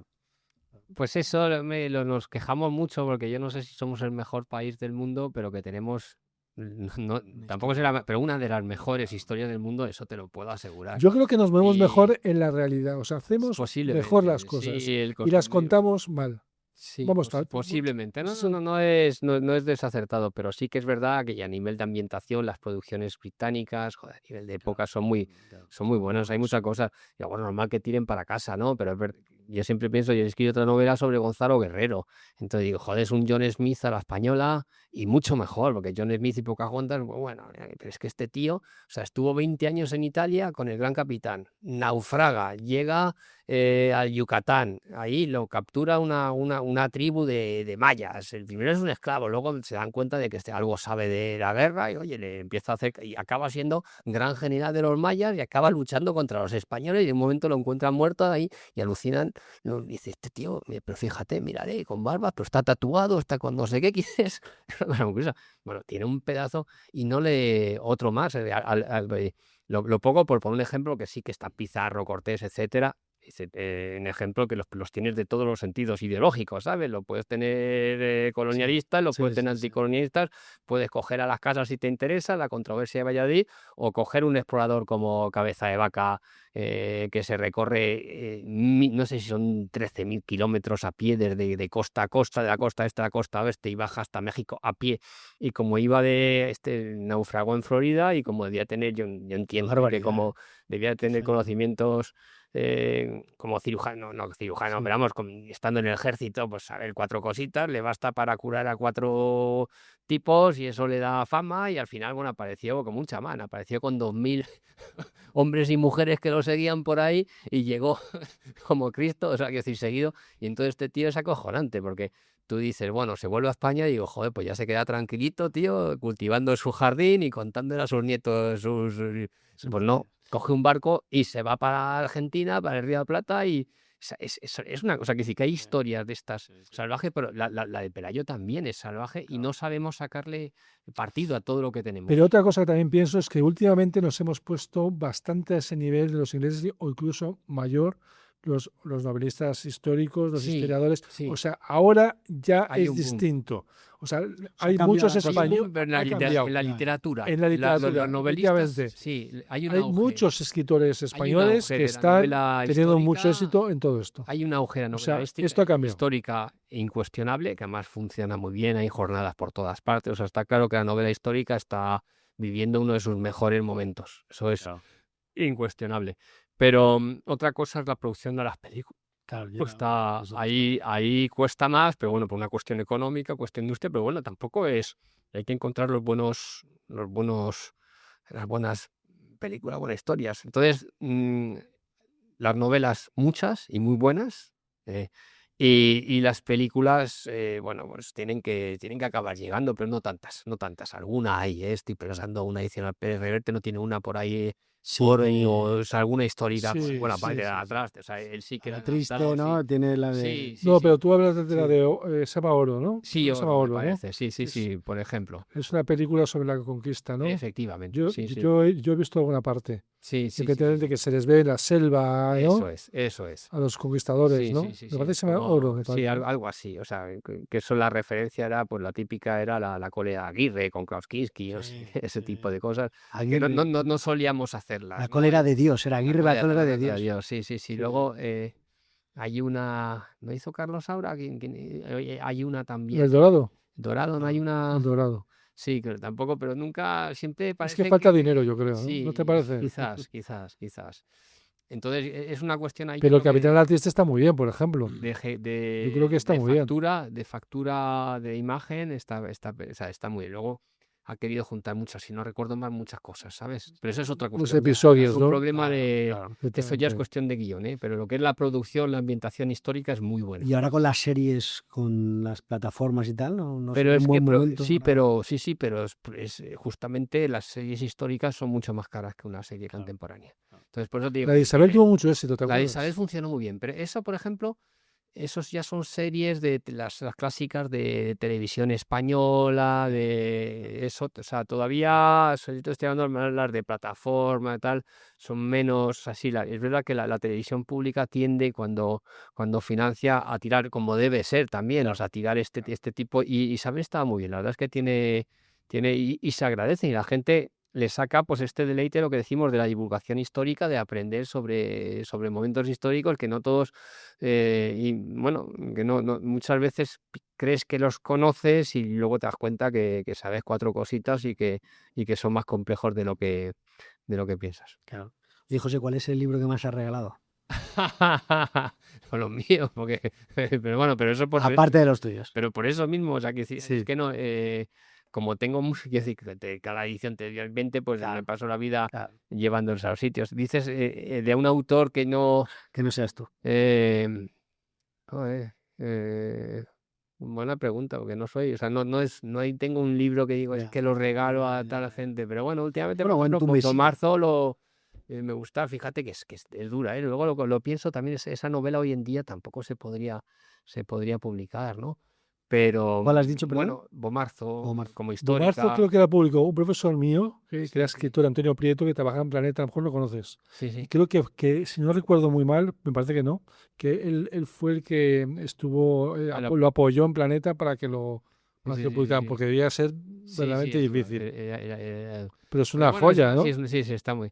Pasa que sí, es compleja. Luego, hombre, por ejemplo, hace poco le regalé un par de. Stoner es una novela muy molona, ¿no? Además que de estas que dan gusto, que era un profesor de inglés y decir, una que ha tenido un boom reciente muy. Es una de estas que te conmueve, sobre todo por la pasión. A gente que le gusta leer, pues un tío apasionado de literatura, ¿no? Y esa. Pero vamos, no es una cosa, no suelo, curiosamente, ¿no? Como hago libros, no sé cómo decirte. Claro, ya sí te entiendo. Ya. Estos, como los tienes, Claro, pues los vas claro, regalando, los claro. tuyos por inercia, por decirlo así, ¿eh? Si hiciera otra cosa, regalaría tazas. Pero sí es curioso que no, de hecho, no regalo tantos libros, ¿no? Creo que soy más de. Llevo vino a mis amigos. ¿Y cuál es tu próximo proyecto? ¿Tienes alguna cosa en mente ahora mismo? Entonces, a lo mejor sigo. O sea, bueno, joder, en septiembre saco una novela de ciencia ficción, transición, que estoy escribiendo a medias, ya está cerrado con Eva García Guerrero.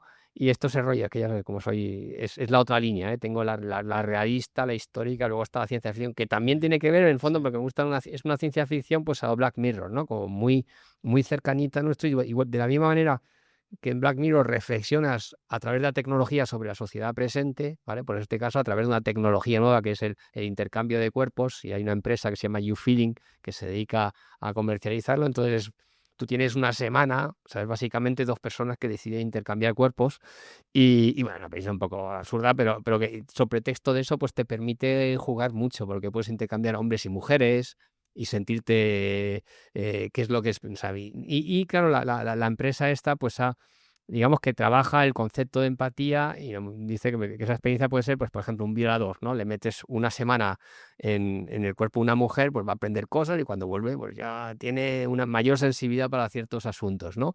Y un poco sobre pretexto de eso, bueno, monta este negocio, pero evidentemente empieza a haber problemas, ¿no? Y las novelas lo que hacen son novelitas cortas con una muy pequeña editorial que se llama Alt, pero que está haciendo las cosas muy bien. Y el primer episodio era un intercambio ilegal donde un tío con muchos medios, pues le dice a otro, dice, mira, tío, yo necesito este cuerpo una semana, tú no sabrás nunca lo que yo he hecho con él, pero te doy un pastizal. Entonces ha cogido a alguien que tiene necesidad de dinero, su hijo, estamos en un futuro un poco donde no hay seguridad social, tiene que pagar el hospital, tiene unos problemas y al final acaba aceptando. Bueno, a partir de eso reflexiona sobre las diferencias entre lo que es gente pudiente y gente menos pudiente, ¿no? El segundo, lo hice con Juan Carlos Garrido, que es de Gaby Azantabollos, que es muy divertida, porque es un boxeador, un tío violento, duro, que ha crecido ahí entre vías y tal, y entonces su hijo lo hacen bullying en el colegio. Entonces dice un día, venga, vamos a intercambiar cuerpos y yo voy a resolver aquí las cosas a mi manera, ¿no? Y entonces lo cuenta, eso es muy graciosa, la diferencia un poco entre adultos y adolescentes.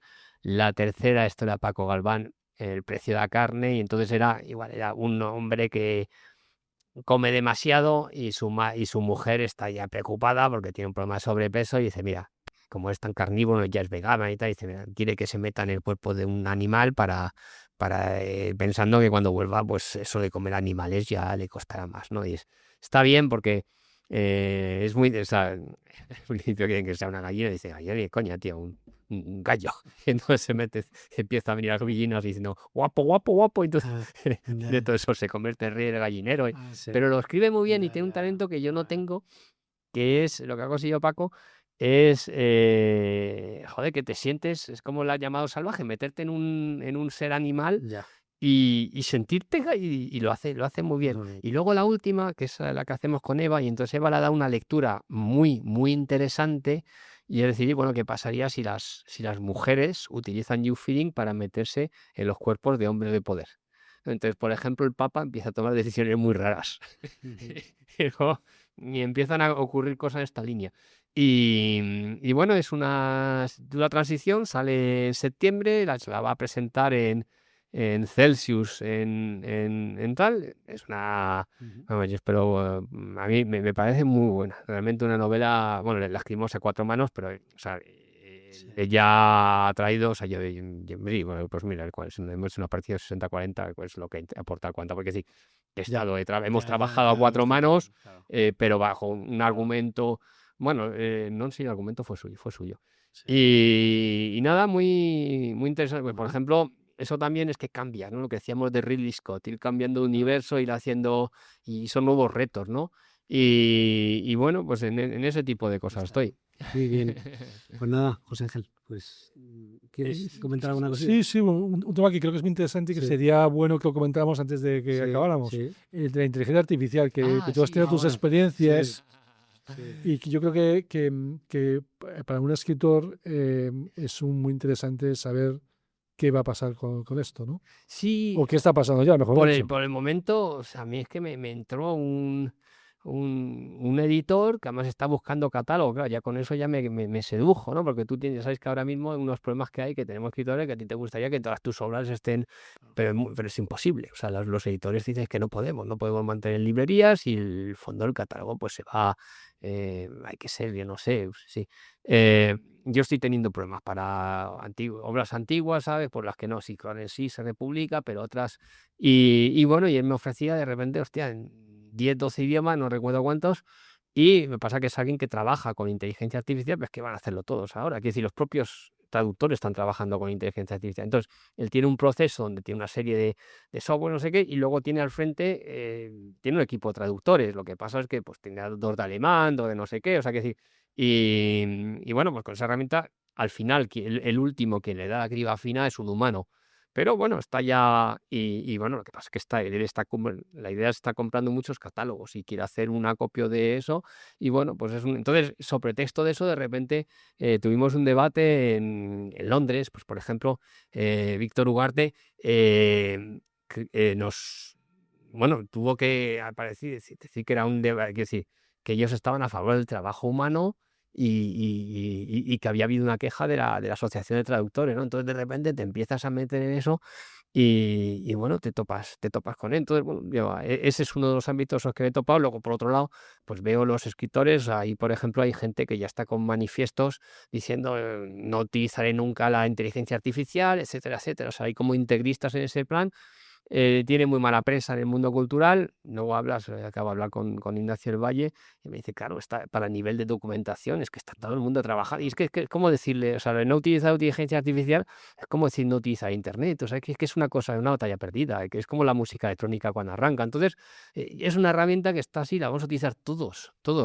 Por el momento, para escribir, pues, hombre, yo lo que estoy haciendo le empiezo a pedir cosas, descripciones, ¿no? Dice, descríbeme en Madrid, o sea, una, Para documentarte, ropa. quieres decir, ¿no? Para Sí, documentarte. no, si quiere, dice, pues yo tengo una idea de cómo es el skyline de Madrid en el siglo XVII, pues empezamos por San Francisco Grande, no sé qué, si le das cositas, o sea, como sabes, se alimenta de todo lo que hay, pues para documentarse está bien, o cómo se viste un noble italiano genovés en el siglo XVI, claro, te saca cosas, ¿no? Entonces, ese tipo de herramientas, pues lo que estamos haciendo todos, es que antes ibas a buscar información o así, claro, joder, cuántas horas perdidas, no, y no perdidas, que sí, que vas continuamente desde la biblioteca, tal, claro, cuando ya, hombre, ya cuando digitalizaron tantos libros y tal, eso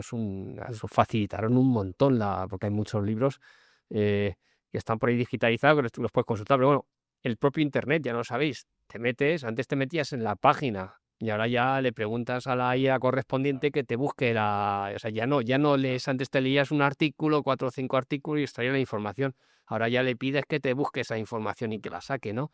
Que es curioso porque además la IA está matando internet. O sea, se nutre de esas páginas de internet, pero ¿quién va a hacer páginas de internet cuando ya el tráfico lo está matando la IA? Porque la gente se está quedando en ese. Pues bueno, yo creo que es que te guste más o menos, y yo tengo, como todos los seres plumíferos, tengo ramarazos reaccionarios con respecto a la tecnología, pero es que no puedes, no hay nada que hacer. O sea, vamos a convivir con ello, sí o sí, y ya está, Entonces, este tipo de polémica, es que sí que es carne y cañón. De hecho, ya los traductores, yo creo que ya estaban todos la primera pasada, ya estaban haciéndola todos en Dipper o lo que sea, los programas, eso, y luego ya por encima de eso tú trabajas y tal, pero tienes una base, ¿no? Yo creo que eso, o sea, en todos yo creo que no hay ningún traductor, creo yo, ahora mismo, que se pongan ellos, como lo hacían hace 15 años, a escribir frase a frase, creo, yo creo que. ¿Y tú harás eso como escritor, por ejemplo? ¿Pedirás un texto y lo revisarás? ¿Qué crees que No tengo llegarás a ningún eso? prejuicio, Yo, vamos, por el momento no lo estoy haciendo, pero sí, hombre, lo que pasa es que por el momento los resultados son muy malos, ¿no? O sea, cuando le pides cosas es todo horrible, entonces no funciona, pero en el momento en que empiece, es que no lo sé, o sea, vamos a ver, hay un estilo, hay una manera de escribir que es muy difícil entonces, De copiar, ¿no? sí, tú sientes que no hay algo que no te engancha, no, o sea, esto, en términos artísticos, yo creo que es que no tiene porque claro, yo tengo un amigo, por ejemplo, que sí que ha estado ya trasteando con esto, y ya hace unos promptings tremendos a la máquina y ya fabrica novelas, crea universos, ya veo, y está entusiasmado y dice, puedo crear 300 novelas por día. Y claro, yo digo, mira, Antonio, dice que me da igual, o sea, es que no me interesa, que decir, primero, dice, vale, yo cojo te compro la idea, me parece buena, de puta madre. Es más, se la vendo a un editor, vale, y le convenzo y tenemos mañana 5.000 libros encima de la mesa. ¿Y ahora qué? Y dice, no, es que no, Ya los teníamos, además. ya los teníamos, sí, además ya los teníamos, tenemos 1.000, pero bueno, a lo que voy es que no, o sea, es como que las máquinas por ejemplo, juegan al ajedrez, ya no ganan todas, pero no dejar de jugar al ajedrez porque las máquinas lo hagan, ¿no? Es decir, no de... y entonces, y en el arte, sobre todo, tú tienes un pacto, o sea, el pacto que hay con un artista es que, o sea, a ti te va interesando, es un universo, es una personalidad, y tú sabes que tal escritor, a mí me gusta que Saburoi, o sea, sé que estuvo en Hiroshima, sé que no sé qué, sé que tiene un hijo con deficiencias mentales, sé que está, entonces vas descubriendo, tiene obsesiones con tal cosas, poco a poco vas descubriendo y te interesa la persona que hay detrás, ¿no? Entonces, Es un amigo, es como un amigo. eso es, y tú lo vas descubriendo y te vas encariñando. Entonces, el arte es un significante que remite a unos significados concretos, a un universo que tú vas descubriendo. Entonces, lo que hace la máquina es un significante que no remite a ningún significado. Es como, no me interesa. ¿Y qué? Pues puede estar fenomenal, esas novelas no me interesa. Una novela escrita por una máquina no me interesa. Un cuadro pintado por una máquina no me interesa. Me da igual que sea 1000 veces mejor. Me interesa Hopper porque es un tío concreto en un momento determinado, porque no sé qué, me interesa Bacon, me interesa Rothko, me interesa eso, porque son gente concreta, con uno me interesa Pollock, pero ¿y qué? ¿Y una máquina lo hace eso? Pues como si hace 80 y me da igual, me la refanfinfla. Entonces quiero decir que es...